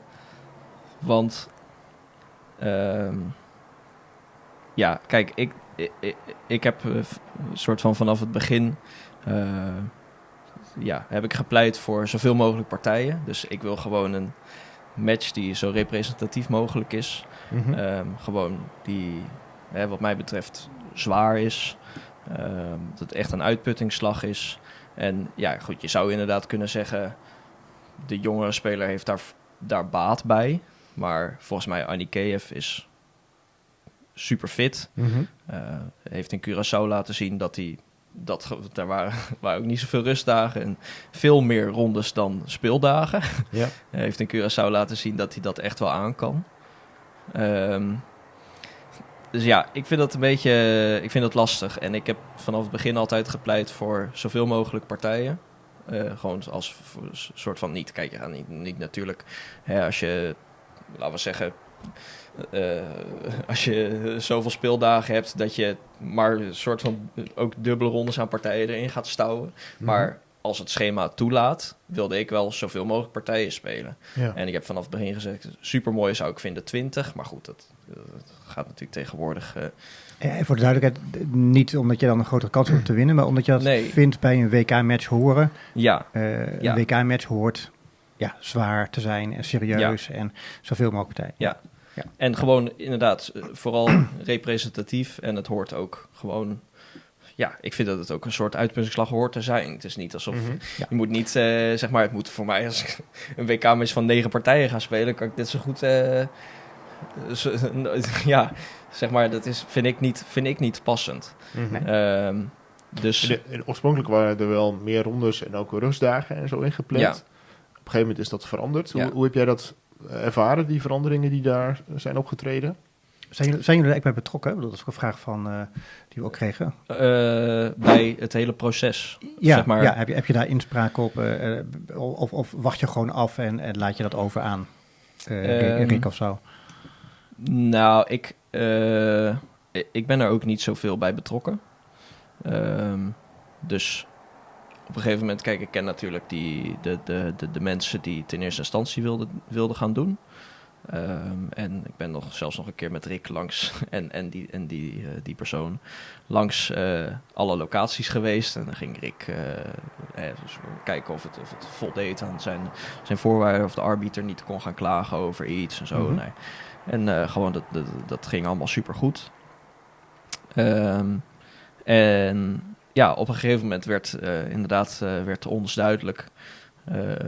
of gewoon, zeg maar, werd het duidelijk dat ze het niet rond konden krijgen.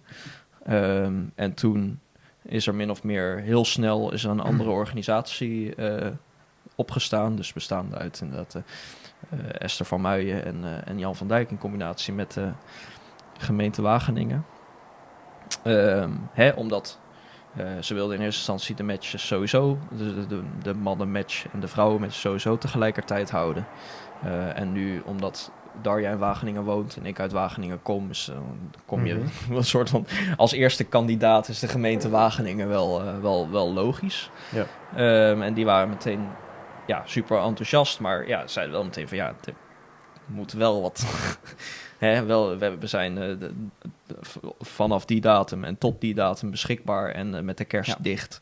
En dan moet er gewoon geschoven worden. En het is inderdaad, het werd pas aan de late kant werd het duidelijk dat het originele plan niet ging lukken. En dan moet je gewoon binnen een soort van heel snel... En Juri heeft zich volgens mij in dat interview dan ook daar ook over uitgelaten dat hij het ook interessant vond dat er dus helemaal geen soort van tussendoor bijna geen communicatie met hem is geweest en met mij dus ook niet zoveel, totdat het eigenlijk duidelijk was dat het niet ging lukken. Een soort van altijd gezegd van dit plan gaat door en op een gegeven moment was het plan gaat niet door en er is een andere organisatie en dit en dit en dit en dit zijn de nieuwe voorwaarden. Zo van daar missen wat... En uit het interview komt ervoor dat hij daarin de KNDB, FMJD wel wat kwalijk neemt, dat daar misschien wat stekers laat vallen naar hem toe in ieder geval. Of in ieder geval dat hij ook zelf zegt van, dan had ik bij de persconferentie had ik al misschien iets anders moeten doen. Of had ik al moeten zeggen dat ik nog even niet speel met de voorwaarden. Hoe is jullie verstandhouding onderling? Want volgens mij neemt hij jou niet zoveel kwalijk daarin. Ik ga er vanuit van niet, maar ik weet... Hoe sowieso het contact tijdens zo'n match? Want ik zie dan, zo'n wedstrijd is afgelopen en dan vaak wordt het dan nageanalyseerd. Dat doen jullie niet. Snap ik, een WK-match, dan doe je dat. Ja. Maar hebben jullie contact tijdens zo'n WK? Hebben jullie ook wat chit-chat over het weer of over andere dingen? Eigenlijk niet. Dus het is een beetje... Juri had dan, of tenminste over het algemeen, 2 secondanten bij zich. Dus het was een groot deel was het Wadim Wirni. Ja. Vervolgens was het ook een paar dagen was het volgens mij wat meer rond de kerst, was het Mark Podolski. Mhm. En daarna was het weer, laatste paar dagen was het weer Wirni. Ik heb meer, zeg maar, als je elkaar dan 's ochtends tegenkomt bij het ontbijt of zo, of gewoon een beetje, dan zeg je wel gewoon goedemorgen. Ja.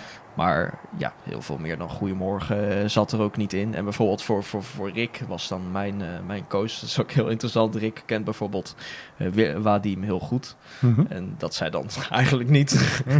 zij mogen dan eigenlijk niet met elkaar praten. Want dat is dan een beetje naar zowel Juri als naar mij een beetje vreemd. Maar ik vertrouw Rick natuurlijk, hoor, dat hij niet geen dingen gaat zeggen. Maar dat is dan een beetje een vreemde situatie. Omdat normaal gesproken zou ik inderdaad na de partij wel even met Juri analyseren. Ja. Of inderdaad wel even zo van, heb je nog hierover nagedacht? Maar dat was nu eigenlijk, ik weet niet, het was zo'n soort van spanning. Gewoon, je zit gewoon in niet je eigen bubbel. Precies. Het is gewoon, je leeft gewoon helemaal volgens je eigen plan en je eigen schema. Dus dan... Kijk je nog naar wat ik vond als kijker wel heel leuk dat er ook de WK-match voor de dames was. Kijk je dan ook nog naar wat er daar gebeurt of is dat helemaal langs jou heen gegaan? Goed. Kijk, ik heb wel gewoon tijdens toernooien wel de gewoonte om af en toe even te kijken op andere borden. Maar als je zelf een match speelt, is er geen ander bord. Dus dat is dan, nu had je wel een ander bord om af en toe even op te kijken. Dus in dat opzicht heb ik het wel gevolgd. Maar ik heb verder niet zoveel...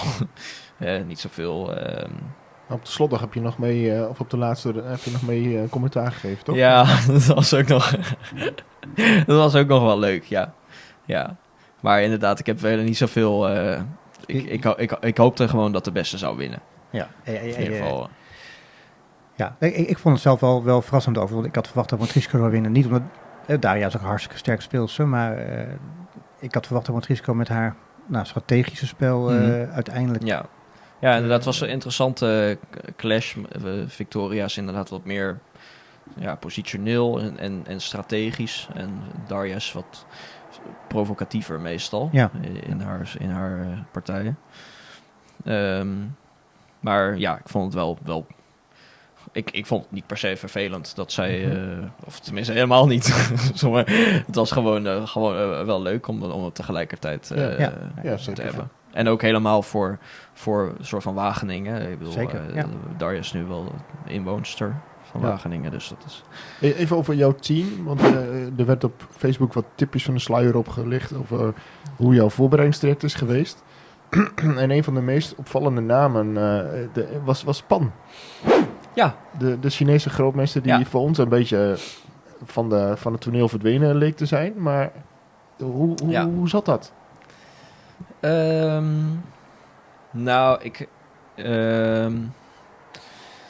Hoe dat een beetje is ontstaan is dat in eerste instantie... kijk, ik ben dan in ieder geval vanaf... Dus het WK in Curaçao is het duidelijk wie je tegenstander is. Ja. En dan kun je... het voorbereidingstraject kan dan beginnen. Maar ik had wel het doel om in ieder geval ook nu dan... Dus laten we zeggen... in het collegejaar 2024-25... om een poging te doen om dan af te studeren. En bij natuurkunde moet je dan inderdaad een masteronderzoek doen. En dat is 60 EC. Dus dat is een heel jaar. Ja. Dus dan soort van... Als je in dat jaar een match moet spelen... soort van, maar in mijn ervaring was een beetje dat... er is gewoon... soort van als je professioneel dammer bent zoals ik... dan is er gewoon geen goed moment om een heel jaar een stage te doen. Dus... Of je dat nou soort van voor het WK, na het WK... er komt altijd weer een nieuw WK. Er komt altijd weer een toernooi waarmee het... Dus soort van... voor mij was het juist wel, denk ik, goed... om het najaar tot de match... en dan nu tot in de zomer. Om dat als periode te nemen. Ja. En ik heb ook meteen tegen mijn begeleiders gezegd van, nou ja, kijk, ik wil gewoon wel dan beginnen. Of ik wil gewoon wel dan vrijnemen en dan een soort van een maand, laten we zeggen, een maand voor de match vrijnemen en dan nog een soort van een paar weken na de match vrijnemen. Ja. En dan heb En ik dan ongeveer de een draad weer oppakken. periode van 2 maanden waarin ik niet aanwezig ben en ook helemaal niks zal doen. Ja. En waarschijnlijk zitten dan nog een paar weken voor waarin ik ook wat minder... maar nou, dat is nogal uitdagend. Maar dus ik had wel met bijvoorbeeld met de rest van mijn team dan afgesproken dat ik gewoon mijn masteronderzoek voort zou zetten. Dus ik ben iets eerder begonnen, in mei ongeveer. Mhm. In de zomer zo goed als doorgewerkt tot aan eind november. Dus in november is de trainingsfrequentie al wat opgehoogd, maar daarna ben ik helemaal gestopt en toen hebben we een maand lang helemaal voorbereid. Ja. Maar ja, er was natuurlijk wel, ik krijg natuurlijk wel de vraag, met name van bijvoorbeeld Rick, van ja, wat kunnen we dan, zeg maar, wat Ja. ga je dan doen aan Damme? Ja, zeg ja, maar, precies. zeg maar, hoe gaan we zorgen dat je wel gewoon een beetje ritme, wat dan ook hebt. En dus ik ben volgens mij in maart al, ik geloof dat Alexander dat voor ons heeft gedaan, Alexander Baljakin. Heeft natuurlijk nog wel echt contact met, traint ook veel met Chinezen en contact met mensen uit Rusland ook. En die heeft dan een beetje geïnventariseerd van ja, wat zijn de mogelijkheden voor sparringpartners. Je kan natuurlijk in Nederland kijken, heb je hele goede spelers, maar ja, die ken je goed. En er zijn natuurlijk ook wat spelers die die voor een sparring misschien ook interessant zouden kunnen zijn die je minder goed kent. En ja, zo kwamen we eigenlijk op Pan uit. En die stond bijna een soort van te springen om dat te doen. Die was heel enthousiast. En die zei van ja, ik kan wel bijna alleen in het weekend, want hij studeert in... ik weet niet zo goed waar, of hij nou in Wuhan studeert. Hij komt uit Wuhan, geloof ik, maar hij studeert misschien ergens anders. Ja. Maar hij zei van ja, ik kan in het weekend en het tijdverschil met China is behoorlijk wat. Dus dat moest dan een beetje met passen en meten. Maar uiteindelijk hebben we, ik denk vanaf maart ongeveer, vrijwel iedere zondag een sparringssessie gehad. En nou ja, goed, dat zorgt dan ook een beetje, zeg maar, je hebt dan ook een beetje eigen, zo'n sessie heeft dan ook een beetje eigen thema's. Dus we hadden veel openingen die herhaald werden, we hadden veel soort van speltypes die vaak voorkwamen. Maar ja, het was gewoon super interessant, want hij soort van, je hebt hem niet zo vaak op het toneel gezien, behalve bij dat WK, het beroemde WK in 2019. Waarin hij inderdaad ook nog een beetje dat surprise effect had, wat ik in 2015 had. Ja. Dus ja, waarin iedereen hem gewoon een beetje anders behandelde dan soort van dan terecht was. Hij had nog een beetje dat mee. Maar hij is echt, ik kan zeggen, hij is helemaal ook in die online sessies. Het is echt een supergoeie sparringpartner. En hij strafte mij gewoon af als ik te ver ging. En hij speelde een beetje, een beetje degelijk. Gewoon een beetje zoals op dat WK ook bijvoorbeeld. Ja. Ik kan me herinneren, mijn partij van mezelf tegen hem op dat WK, dat was gewoon... was niet zoveel. Hij speelde in de opening super degelijk. En ik dacht van, nou oké, ik heb licht voordeel, maar dat werd helemaal niks. En een soort van in die sparringssessies ook, dan als ik dan te ver ging, dan had hij gewoon zoiets van, wacht even. En dan blikte hij me gewoon vierkant in. En dat was heel interessant. Ja. Dus hij komt ook wel weer terug op het toneel? Of is het, Nou, ik heb verder niet zoveel contact met hem buiten die dingen, want het was meestal gewoon wanneer zullen we doen, zondag en dan spreken we elkaar daar en dan is het zo van good morning, hij zei good afternoon. En dan speel je 2 uur lang en dan is het weer oké, dus tot volgende week. Ja, Een soort van, er precies. was ook niet veel... Je hebt nu ook geen contact met hem. Ik ga het weer oppakken. Dus, mijn doel is om het weer een beetje op te pakken. Want het was ook gewoon leuk. Maar ik heb niet veel contact met hem, nee. Ja. Maar ik heb natuurlijk wel gevraagd of ik zijn naam mocht noemen überhaupt. Ik kan me ook voorstellen dat Ja, iemand denkt van, precies. ik blijf nu. Ja. Maar hij zei zelfs dat hij... dat het een eer zou zijn voor als Ja, ik... nou, mooi. Maar, Ja, maar hij won natuurlijk wel het Chinees kampioenschap laatst. Ja, Daar zijn zo. verder geen... Ah, volgens mij geen partijen van bekend. Maar je hebt wel dus tegenwoordig best wel veel Chinese talenten. Dus dan denk ik aan Shenfang Wang, Xiaomake Chen, Ja. nog wat. Nou ja, en daar eindigt hij allemaal boven. Ondanks dat hij volgens mij geen reguliere partij gespeeld Ja. heeft in de afgelopen jaren. Maar hij speelt niet in de Cameroen komend Volgens mij voorjaar. Nee. dan zou hij zich moeten plaatsen. Dus Ja. dat is denk ik niet Ja. gelukt. Oké. Of niet, ja, hij zou... Ik denk dat hij prima mee zou kunnen als hij... Zeker, ja. Maar volgens mij heeft hij... Ik weet niet hoe het zit met het Aziatisch kampioenschap, maar dat heeft volgens mij niet aan meegedaan. Nou, we gaan het zien. En ik zag na afloop van de match een hele mooie foto van jou met jouw moeder. Is zij... Even na te denken. Of dat... Is zij jouw... Oh, ja. Ja, ik toch? weet Ja. het. Ja. Sorry, die ik op... Ja, ik raak even Ja. verwarring van. Is dat jouw Ja. moeder dan? Ja, nee. De willekeurige vrouw uit Wageningen. Nee, dat is inderdaad mijn moeder, ja. Ja. Is zij jouw grootste fan? Oh. Ja, waarschijnlijk wel. Ik denk dat het al in de buurt komt, ja. Oké. Ja. Je bent nu wereldkampioen. En dan is de grote vraag... We gaan nu ook even naar wat andere vragen nog van luisteraars. Mhm. Dan kijk ik gelijk Je wilt dan ook al... Ik zit te Ja, denken, we hebben steeds vragen van luisteraars. Maar we kunnen natuurlijk prima even... de officiële opening. Dampraat wil het weten. De vraag van een luisteraar. Kijk, er komt nu een vraag van een luisteraar. Nou, Rink heeft niet voor niks al die mooie jingles Ja, gemaakt. Hè? ja. Die moet je ook gebruiken dan. om die nou iedere keer in te zetten. Dat is ook weer zo wat. Maar heel veel luisteraars vragen zich af... Ja, en nu? Kijk, misschien heb je wel eens ooit een interview meegekregen van Jannes van der Wal toen hij wereldkampioen werd. Die zei... Ja, ik zit in een zwart gat, want ja, ik kan niks meer bereiken. Ik kan niks meer... kampioen van het universum, dat kan niet. Wat gaat Jan Groenendijk nu... wat heeft hij voor ambities op het dambord?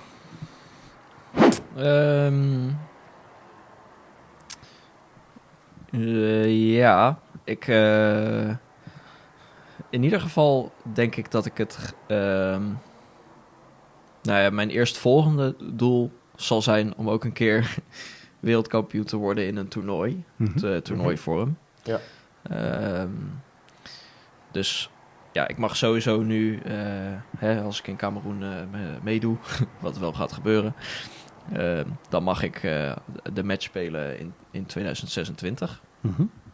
En daar zou ik natuurlijk alles op alles zetten om de titel te verdedigen. Maar ik zou ook graag nog... in ieder geval wat je ziet bij bijvoorbeeld dus mensen in het verleden, spelers in het verleden die vaak wereldkampioen geworden zijn, is dat ze het allebei konden. Ja. En ik zou een soort van dat level van... dus het soort van als je wereldkampioen wordt in een toernooi, dan versla je niet 1 iemand, maar dan versla je een soort van 19 wereldtoppers in plaats van 1. En ik denk dat soort van dat ook nog wel... soort van, als ik iets zou moeten noemen wat ik nog niet geworden ben, dan ik ben wel wereldkampioen geworden, maar nog niet op die manier. Dus dat zou voor mij op dit moment een interessant doel zijn. En ja, voor de rest is het denk ik... verandert er denk ik niet zoveel. Ik dam vrolijk verder. Het wereldkampioenschap in Kameroen wordt voor mij... Of tenminste, het is voor nu gepland in Kameroen. Ik ga er voor nu even vanuit dat het in Kameroen doorgaat. En dat is in juni. Dat komt voor mij natuurlijk met het hele verhaal wat ik net heb gehouden... komt het behoorlijk ongelegen. Dus ik ga... Ja, kijk, ik ga mijn best doen om daar goed voor de dag te komen.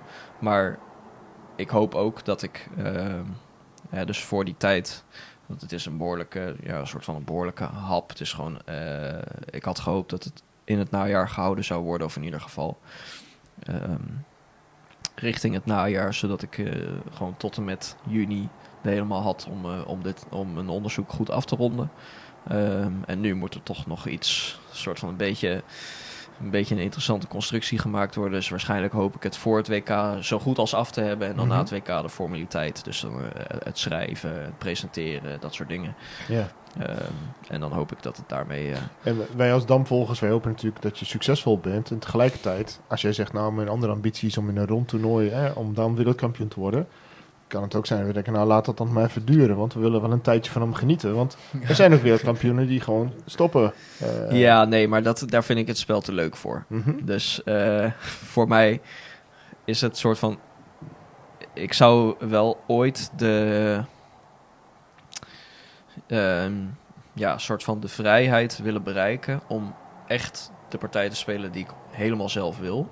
Ja.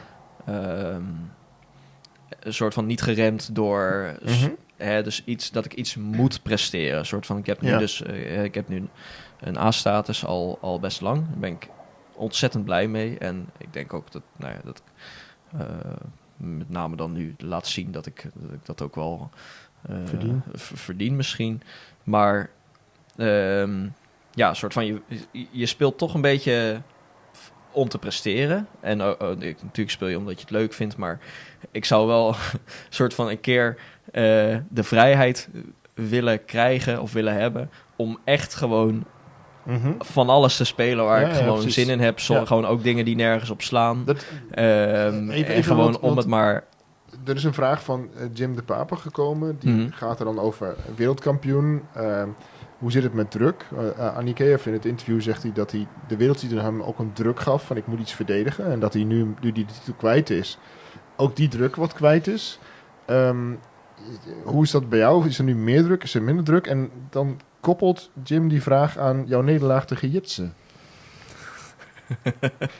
Nu zullen mensen zeggen, welke nederlaag tegen Jitse? De nederlaag in de muziekquiz in Nijmegen Open? Ja, ooit? zal die het zijn. Ja. Nee, ik denk onlangs in de nationale competitie. Dat was hardhandiger, die nederlaag in de muziekquiz. Nou, kijk, die nederlaag tegen Jitse, dat is... dat staat een beetje los, denk ik, van wat er allemaal gebeurd is de afgelopen tijd. Het is natuurlijk wel...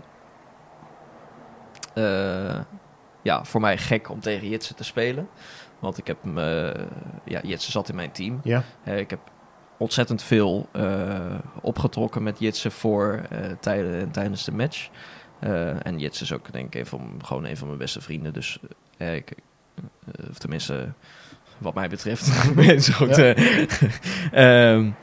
Maar ja, dus voor mij is het dan een beetje vreemd om tegen Jitse te loten, omdat ik soort van... ik heb veel met Jitse gedeeld over openingen. Dan zit je al op set 1, denk je wel, zeg maar... We hebben het, bijvoorbeeld, hij opende met... dat is wel grappig, hij opende met 34-30. Nou ja, goed, hebben we natuurlijk ook... op een gegeven moment tijdens de match hebben we het daar ook over gehad.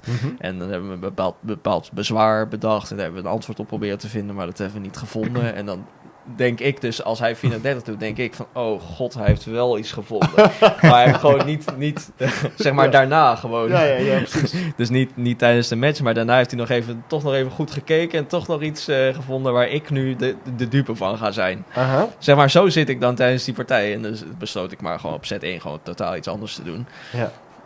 Terwijl ik in mijn leven lang niks anders heb gedaan dan 34-20-5. Dus zo wordt dus dat is wel grappig. Maar dat staat denk ik los van de hele match.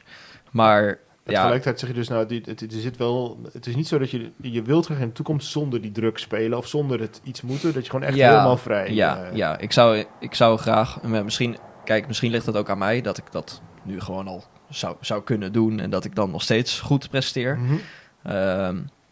Maar bijvoorbeeld het sterke aan de speler die ik nu een paar keer genoemd heb, maar het sterke aan Georgiev vind ik dat hij het gewoon altijd kan doen. Yeah. Dus die kan echt iedere partij kan die bijvoorbeeld. Ik kan me het is een partij die ik toevallig in de voorbereiding wel een paar keer gezien heb. Is een partij van Georgiev tegen Anikeev uit volgens mij een WK Rapid of zo. Waarin Georgiev in een KVO gaat staan, heel slecht komt te staan. Op een gegeven moment piepelt die Anikeev helemaal. En dan komt er een dam voor 3 op het bord. En vervolgens nog een dam. En het eindspel wordt schitterend gewonnen door Georgiev. En dan denk ik van ja, kijk. Ik zou graag ook zo, ook zo willen. Een soort van dat ik gewoon zo open en zonder iets gewoon de partijen in kan gaan. Zeg maar dat veel mensen denken misschien van mij dat ik dat nu ook heb. Maar dat is voor mijn gevoel is dat niet helemaal zo. En ik wil gewoon, soms zeg maar, sommige dingen ben ik van overtuigd dat het slecht is, maar zou iets meer kunnen experimenteren op dat vlak. En maar als damliefhebber, ik vind het heel fijn als je dat nog meer gaat doen, hoor, maar als damliefhebber hebben we dat al wel een beetje. Ik bedoel, als ik kijk naar jouw partij tegen Martijn van IJzendoorn op het EK in Kortrijk. Of het NK tegen Ron. Tegen Ron, inderdaad. Dat zijn wel hele bijzondere ideeën die je aan laat zien. Ja, dat is waar. En goed, dat zal natuurlijk ook niet weggaan. Nee. Maar ja, er zijn gewoon wat nou ja, bijvoorbeeld inderdaad, ik heb in mijn leven nog nooit in een KVO gestaan bijvoorbeeld. Nou, dat is niet helemaal waar, volgens mij. Maar gaan we opzoeken. Maar gewoon, er zijn wat dingen waarvan ik denk van dit zou ik gewoon om te kijken hoe kansrijk het is, zou ik het wel willen proberen, maar ik durf het gewoon niet helemaal. Nou, laten we afspreken, Jan, de volgende keer dat wij tegen elkaar spelen in de bondscompetitie. Ga jij in de KVO staan? Ja. Maar goed, in ieder geval even kijken, wat was het eerste of ik meer druk ervaar. Ja, daar hebben we het over gehad. Maar ik voel wel iets. Wij voelen ook druk. Dat is tijdsdruk. Deze podcast wordt heel lang. Dus dan moeten we sowieso kijken, knippen we hem in 2 delen. We gaan hier 2 delen van maken, inderdaad. Ja. Want we hebben nog wel een aantal interessante vragen. Overigens, een match tussen jou en Georgiev, daar kijk ik wel echt smullig naar uit als damliefhebber. Maar goed, dat is later. Ik ook. Ja, toch? Ja. In Kameroen is Jitse dan jouw allergrootste concurrent? Want hij wordt wel echt heel erg goed, hè? Ja, dat begint wel dreigende vormen aan te nemen, ja. Nou, kijk,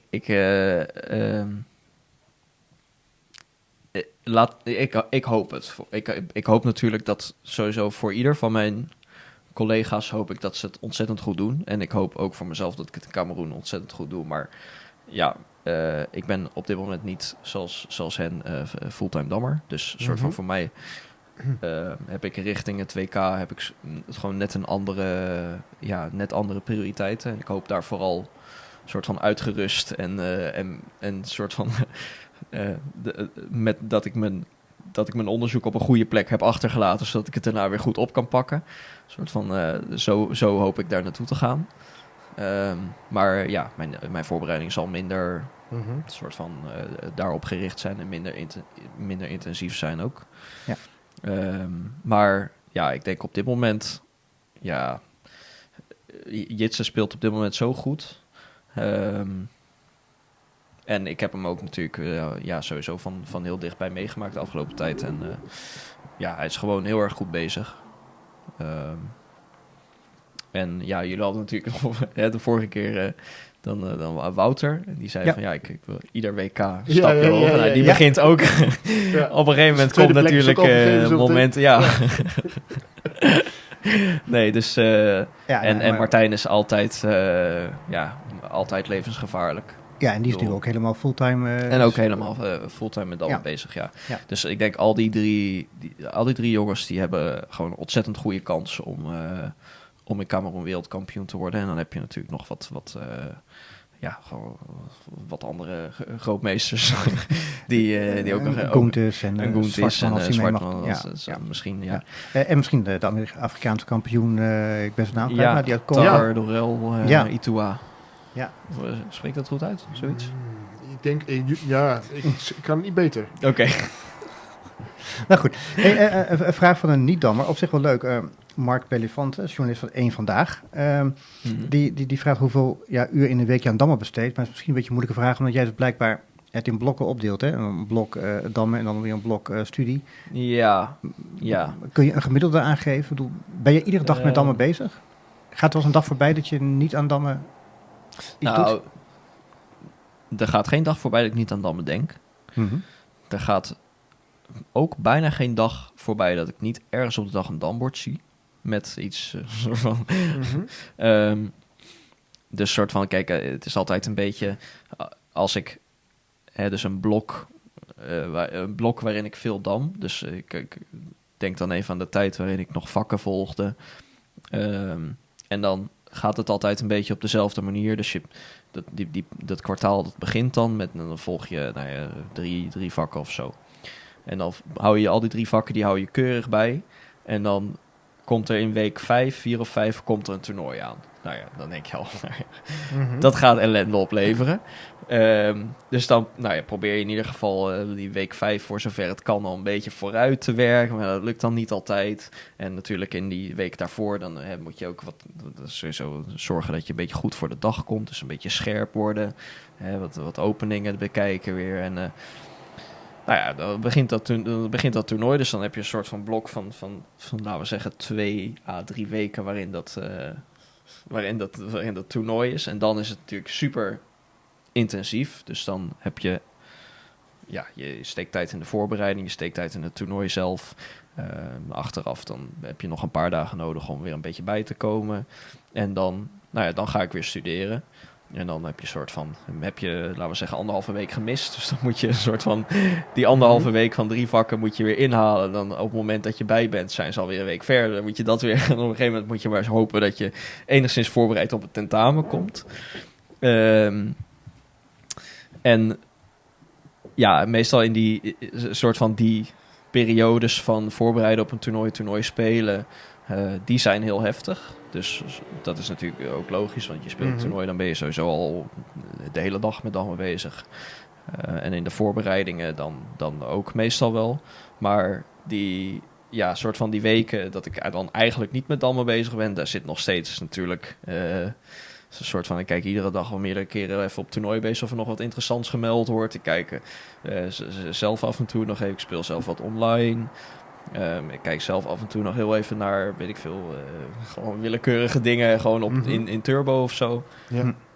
Dus eigenlijk, er gaat bijna geen enkele dag. We krijgen ook, ik weet niet of ik dat überhaupt mag zeggen, maar we krijgen ook iedere dag bijvoorbeeld een compositie of een standje doorgestuurd van Rick. Ja.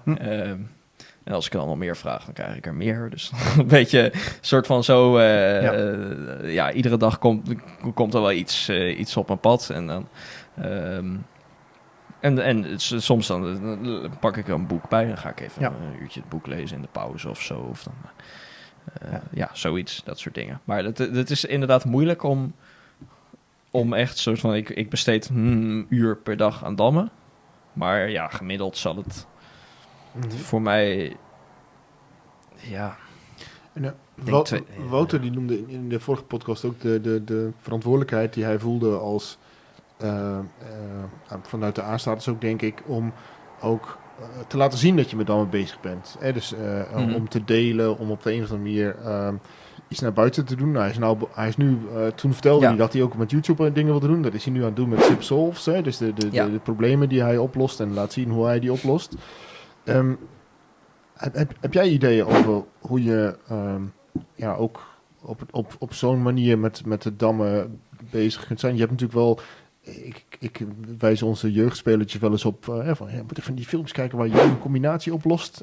Maar die zijn al, ik weet niet, 10 jaar geleden gemaakt? Nee, 8 jaar geleden gemaakt? Ik neem aan dat je doelt op die Dam-mentor filmpjes. Precies. Ja. Maar je hebt van Heritage Open, dat vind ik echt superleuk. Hoe jij de partijen daar analyseert als echt soort van commentator. Ja, precies. Ik neem aan dat het achteraf is ingesproken, maar dat je zelfs nog... maar wel de meeste in 1 take. Dus, Nee, maar ik vind die echt hartstikke leuk om die te volgen. Maar heb je meer van dat soort ideeën? Nou, het is wel grappig dat jullie het vragen, want... inderdaad die filmpjes van dat Heritage Open, daar heb ik vanuit allerlei hoeken zoveel leuke reacties op gekregen. Ook mensen die zeggen van ja, je kunt het gewoon een soort van op een hele rustige manier heel duidelijk uitleggen hoe het zit. En dat ik denk van, ik heb in het verleden dus wel eens inderdaad wel eens streams gedaan. Ook die zet ik dan op YouTube. Maar goed, het was nog met een soort van, dit is een fatsoenlijke microfoon. Dat was echt gewoon met een soort webcam microfoon heb ik dat opgenomen. Ja. Echt dat je soort het hoort kraken en alles als ik in lachen uitbarst. Nee, dat is verschrikkelijk. Dus als ik ben afgestudeerd, dan zou ik wel dat weer willen oppakken, maar dan fatsoenlijk. Dus dan zou ik wel, ik kijk er wel naar uit om gewoon soort van, gewoon omdat ik het leuk vind, veel dingen over dammen te streamen. Dus dat kan inderdaad zijn, weet ik veel, commentaar op partijen die gespeeld zijn. Zelf online spelen en dat streamen. Commentaar op eigen partij. Zeg maar van alles. Er valt inderdaad wat Wouter nu doet, is ook heel erg leuk. Dus gewoon een compositie nog nooit gezien hebt. Boom, op het bord zetten, klok aan. En gewoon laten zien wat er in je hoofd omgaat. Ja, precies. Ja. En ik denk dat er heel veel dingen zijn die op dat gebied best interessant kunnen zijn. Maar ja, daar heb ik op dit moment gewoon geen tijd voor. Dus, en het is een beetje... Ik heb ik geloof in het verleden ook wel eens gezegd van... ik heb nu best een goede PC. Die kan best wel... Ik kan heel makkelijk gewoon een knopje drukken en beginnen met streamen. Maar ik heb gewoon niet de tijd of moeite kunnen nemen om dat fatsoenlijk te doen. Ja, ik zou precies. wel als ik dat ga doen, wel gewoon de tijd willen hebben om dat inderdaad gewoon goed te doen. Ja. En een boek? Een boek over jouw match tegen Annie KF? Daar heb ik wel ideeën over. Maar dat komt, ik denk dat er ooit wel komt. Oké, nou. Ik weet niet zo goed op welke termijn, maar ik denk dat het er wel komt. Ja. Als het gaat om de promotie van de damsport, heb je natuurlijk ook in die tijd met die match met Roel, met Top Notch, die samenwerking en zo. Ja. Is dat nu helemaal weg? Of zijn er nog contacten? Of... als er nog contacten zijn, dan heb ik daar niks van meegekregen. Maar volgens mij is dat de follow-up daarvan is niet gegaan zoals veel mensen gehoopt hadden. En ik heb niet het idee dat daar nog veel speelt. Heel zonde eigenlijk, want die mensen hadden ontzettend goede... Ja, precies. Ja, dat was even een enorme mooie episode van de damsport op tv. Dus dan denk je dat zoiets zou toch weer een vervolg moeten kunnen krijgen. Zou ik ook denken. Maar volgens mij loopt daar op dit moment niks meer. Geen lijntjes meer. Nee, precies. Maar ik vroeg me nog af, boven jouw kinderbedje, wat voor poster hing daar van Ton Zijbrands of van Stephen Hawking?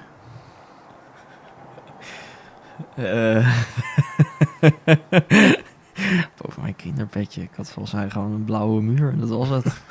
En mijn zusje had een roze in dezelfde kamer. Nee, volgens mij boven mijn bed hing niks. Hangt nu ook niks. Maar ik ben zelf... Kijk, Hawking is echt geniaal. Maar ik vind zelf Einstein vind ik een soort van... Als ik één persoon... ik heb misschien te weinig kennis van zaken, hoor. Maar als ik één persoon zou moeten noemen... die soort van wat ik echt geniaal... heel bijzonder vind... zou ik denk Einstein noemen. Oké. Maar het is wel grappig. Ik heb een professor mathematische fysica op onze universiteit. En die heeft mij in mijn eerste jaar en daarna ook behoorlijk ondersteund, omdat hij zelf vroeger schaker was en nu voor de wiskunde heeft gekozen. En soort van, hij is echt, in mijn ogen, dat is zo'n ontzettend slimme man. En hij kijkt ontzettend op tegen Tom. Oh. Ja. Maar gewoon een soort van... voor hem is... voor hem is Ton een soort van... soort genie, alwetend, weet je wel. En dat vind ik dan zo grappig, dat zo'n... zo voor mijn gevoel een ontzettend slimme, intelligente man zo op kan kijken tegen... Ja, misschien ook wel de tijd van toen. Want ik denk dat Matthijs van Nieuwkerk heeft ook wel eens gesproken over Ton. En dan echt mensen, ik weet niet, die WK-tijd mee hebben gemaakt. Die weten gewoon een fenomeen. Het is natuurlijk ook echt ontzettend bijzonder. Ja. Wat Ton heeft gepresteerd en kan. Ja. En jij traint ook nog wel eens met hem, toch? Of in ieder geval, ik heb inderdaad... je komt wel eens bij hem. Ik mocht inderdaad in mijn voorbereiding inderdaad heb ik de eer gehad om een paar keer met Ton langs. Maar ik heb in het verleden ook wel veel met Ton getraind, inderdaad. Ja. En inderdaad...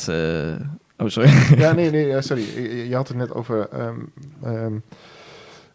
mathematici die heel intelligent zijn, of wat was het? Nee, iemand die schakelt. Maar we hebben een vraag van Bert Zwart, die natuurlijk ook stochastisch al te gast is geweest in onze podcast. En die vroeg of je over 10 jaar nog profdammer bent. Dat is een goede vraag. Ik denk... Nou ja, kijk, laat ik het zo zeggen. Ik hoop nog zo lang mogelijk op een hoog niveau te kunnen door te kunnen blijven gaan. En daar zal ik natuurlijk mijn best voor doen. Maar ja, het is voor mij heel fijn om wel een soort van... volgens mij met een masterdiploma natuur- en sterrenkunde kun je op heel veel plekken terecht. Dus er zijn gewoon heel veel, ik weet niet, bedrijven. Dus heel veel van mijn studiegenoten die gaan naar een soort sustainability hoek. Mm-hmm. Dus je hebt ook mensen die gaan wat meer naar wiskundige modellen, programmeren. Iets bij een bank, gewoon een soort van iets heel anders. Maar ja, je kan heel veel kanten op en het gaat vooral om de skills die je onderweg meeneemt. Ja. En ja, voor mij, ik vind het soort van wat ik nu doe, en inderdaad wiskunde op zichzelf, vind ik zo interessant en leuk. En ik vind programmeren heel leuk. En ik vind het onderzoek wat ik nu doe en wat daarbij komt kijken, vind ik heel leuk. Ik denk dat voor mij voorlopig een PhD, dus dan zou ik, als ik mijn onderzoek soort van zo leuk zou vinden, of in ieder geval het onderzoek doen, zo leuk zou vinden dat ik daarmee verder wil, dan zou je automatisch een beetje in een PhD richting gaan. Maar ik denk dat op dit moment voor mij, een soort van, ik ben wel even klaar met studeren. Dus voor mij, misschien denk ik er volgend jaar heel anders over, maar voor nu is dat even klaar. Maar ja, dat klinkt misschien een beetje raar, maar ik denk dat ik van alleen profdammer zijn, denk ik dat ik zelf niet gelukkig zou worden. Ja. Dus soort van, er zijn nog heel veel andere dingen die inderdaad met mijn studie nu te maken hebben, maar gewoon ik wil gewoon een soort van ik zou daar graag iets mee doen. Ja. En dat is ik hoop goed, Wouter heeft natuurlijk wel dat volgens mij Wouter Sippen heeft zelf ook al een poging gedaan om profdammen en een baan te combineren. En dat is bij hem volgens mij niet super succesvol verlopen. Maar ja, ik hoop dat er wel een soort vorm te bedenken is met als je een goed, dus de goede werkgever vindt, wel een soort vorm te bedenken is waarin je een soort van flexibel allebei kan doen. Ja, precies. En dat is op dit moment waar ik het meeste, soort van wat ik het meest graag zou willen. Dus ja, precies. En dat past ook bij je idee wat je net zei van dat alles of niks idee van dan stop ik helemaal of zo, dat je zo blijf door. Ja, en ik denk zelfs als ik inderdaad niet, laten we zeggen dat het me echt niet lukt om een baan te vinden waarbij ik een soort van flexibel ook nog profdammer kan zijn of topdammer. En dan zou ik denk ik nog blijven dammen, maar een soort van dan alleen maar is het een soort van het profgedeelte eraf. Maar ja, ik vind het gewoon... dus bijvoorbeeld Roel is helemaal gestopt met dammen. Maar ja, ik denk dat ik vind het spel daarvoor gewoon te leuk. En iedere keer als ik bijvoorbeeld zie dat partijen gespeeld worden, denk ik van, ik wil ook, wil ook dammen. Ja. In die zin is Roel, denk ik, die is dan gestopt met partijen spelen, zoals in de nationale competitie en zo. Ja, dat is waar, ja. Hij is natuurlijk wel heel veel met dammen bezig. Ja, waarschijnlijk wel. En hij volgt alles op de voet. En, de onderlingen van het noorden, volgens mij nog. Oh, dat ook nog wel? Tenminste, dat deed hij vorig jaar. Ik weet niet of het nog steeds is. Of het Melle Koolman toernooi. Ja. Kijk, dat soort dingen wel. Maar ja, ik zou dan... Ik zou... Kijk, het kan natuurlijk gebeuren dat die combinatie echt niet kan. Of dat het je gewoon niet lukt om de goede personen te vinden daarvoor. En dan zou ik denk ik eerder neigen naar... blijven dammen voor mijn plezier. En wel een soort van... misschien dan... ik weet niet, fulltime of parttime baan. Maar in ieder geval dat er nog genoeg tijd is om ook nog tussendoor af en toe even ergens heen te gaan. Ja, voor het toernooi te doen. Maar ja, ik verwacht dat het gewoon moet kunnen als je gewoon de goede mensen daarvoor weet te vinden. Nou, daar kijken we naar uit. Dat is natuurlijk wel ik ook. wat de damwereld het liefste zou zien. Zullen we nog even een jingle erin gooien? Ja, is goed. Dan moet ik hem wel aanzetten natuurlijk. Ja. Dampraat actueel. Is er nog damnieuws? Ja, is er nog damnieuws, Friso? Nou ja, goed, de halve finales zijn natuurlijk gaande. Ja, ronde 5 en 6 gisteren gespeeld. Ja. Volg je dat, Jan? Ik volg het wel. Ik vind het ook wel interessant om te zien, maar ik had gisteren toevallig, vrijdag was Valentijnsdag.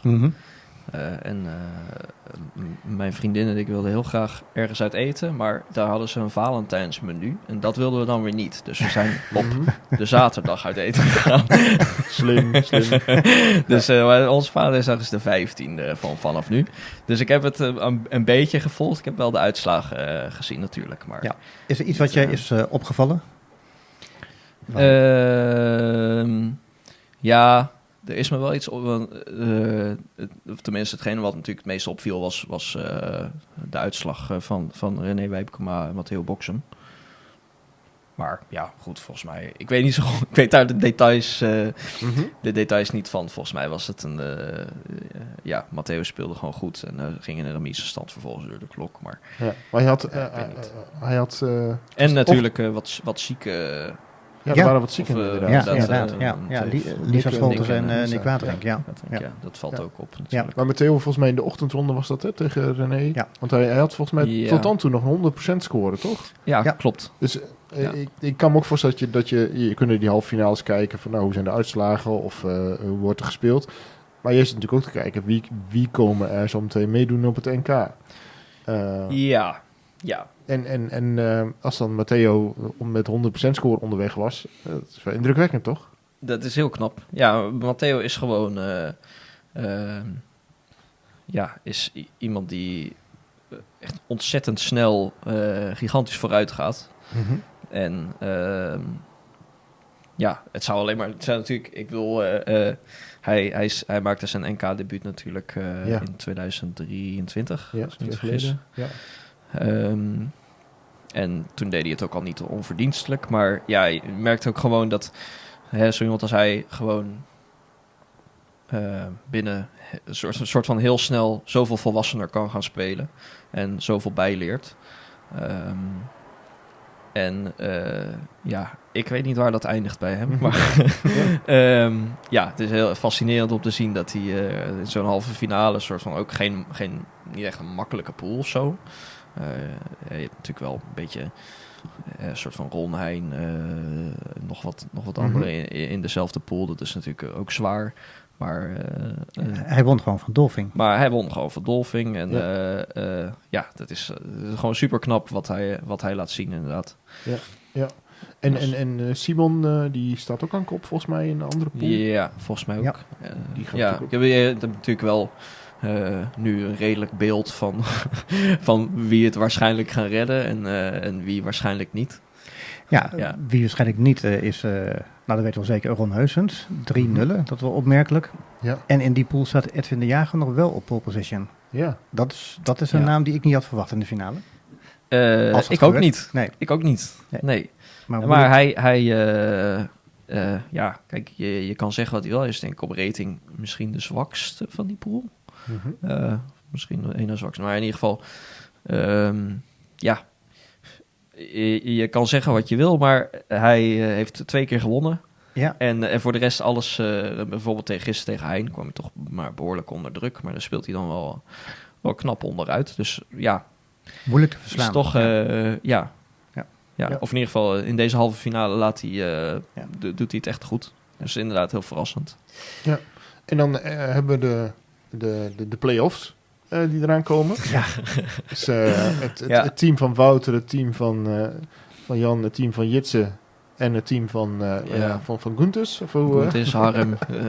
ja, van Harm. Wie is een Ja. beetje de vader van dat team? Ja. Hoe schatten jullie kansen van Wageningen in? Nou, kijk, het bijzondere aan ons team is dat we natuurlijk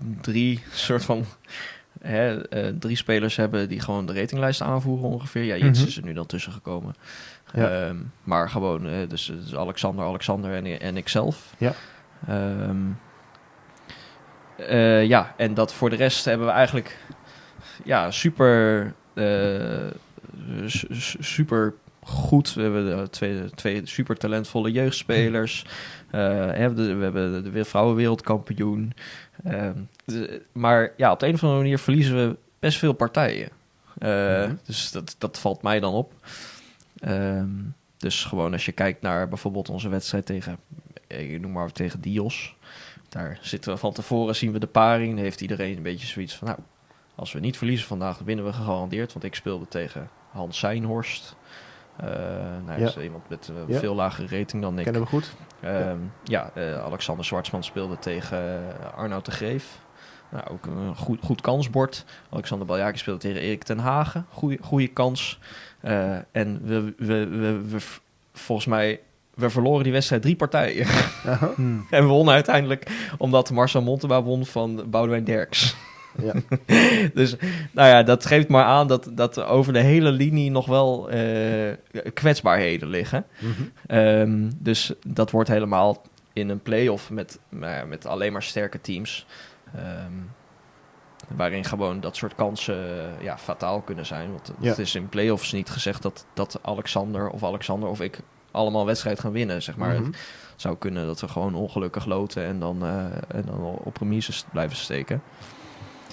Dus het wordt heel interessant, denk ik. Want we hebben wel echt een team van, wat dat betreft, van soort van voor iedere overwinning die er geboekt wordt, hangt er meestal wel een soort ook wel wat tegenover.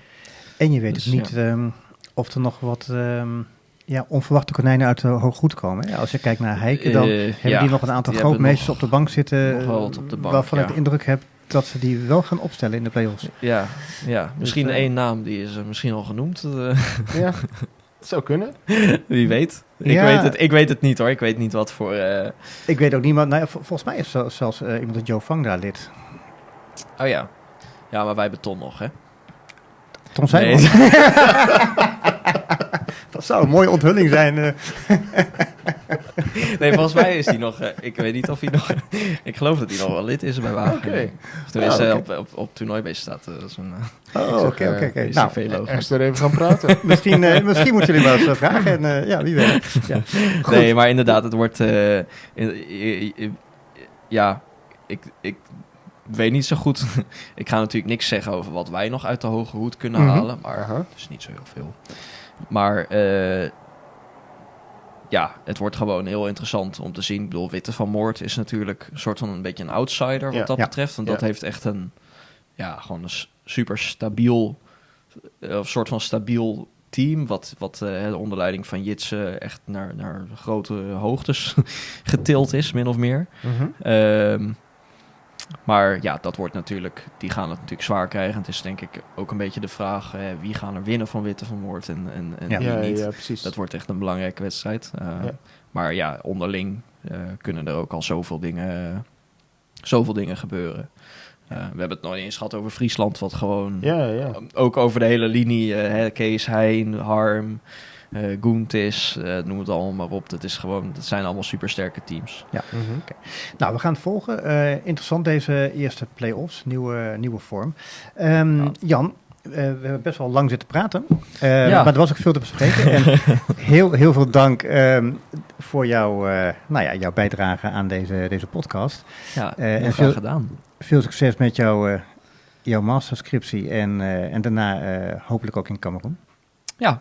En ik zou zeggen, luisteraars, dank voor het luisteren en tot de volgende keer. Ik heb nog één vraag aan Jan. Oh, nou Terwijl we de tune bijna instarten. Doe je mee met het Nijmegen Open dit jaar? Met de World Cup? Nou, laat ik zeggen dat ik het heel erg graag zou willen.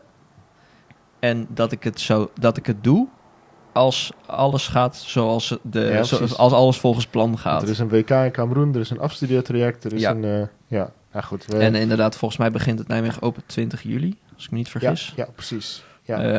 En wij komen dan 25, 26 terug uit Kameroen. En dan als ik daartussen inderdaad alles weet af te ronden, dan doe ik mee. Maar ik hoop heel erg dat het me lukt, want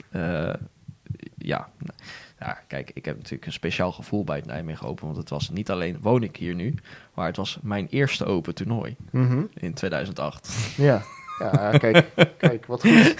Ja. Hoeveelste werd je toen?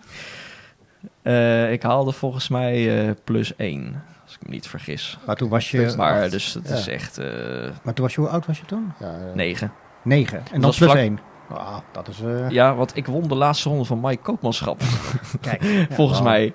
Oh. Of misschien zit ik nu een jaar mis, maar ik geloof dat het was. Dat gaan we nog even uitzoeken. Maar we hebben wel altijd goede herinneringen aan je. En we hebben dit jaar natuurlijk... Het is de 40ste keer.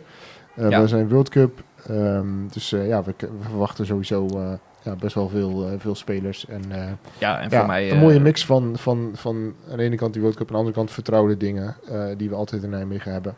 En anders dan in ieder geval als supporter. Ja, nou dat zeker. Ja. Het enige vertrouwde wat weg is dat het niet meer in de... Ja, de Jan Massinghal is, toch? Die wordt gesloopt. Ja, nee, precies. Dus dat we is hebben nog nu Sporthal de Boog, helemaal nieuw. Aan de andere kant van de Waal. Daar is het ook wel eens geweest, toch? Nou, we hebben in de Triangel gezeten, daar vlakbij. Maar deze hal is die is hartstikke nieuw. En daar zien we ook naar uit om om het daar te gaan houden. En wie weet blijft dat wel een aantal jaren. Want de Massenkraal, daar wordt wel weer nieuwe dingen gebouwd. Maar hoe dat dan precies gaat zien. Ja. Nee, dus dat zal inderdaad niet meer kunnen. Dat wisten we ook al. Maar verder... hopen we op veel gasten. Wel dezelfde gezelligheid. Precies, daar gaan we voor. En we gaan nu echt afsluiten voordat we een derde aflevering precies. tegemoet gaan. Ja. Dus. Dit was Dampraat, de podcast. De podcast over dammen. Precies. Tot de volgende keer. Tot de volgende keer.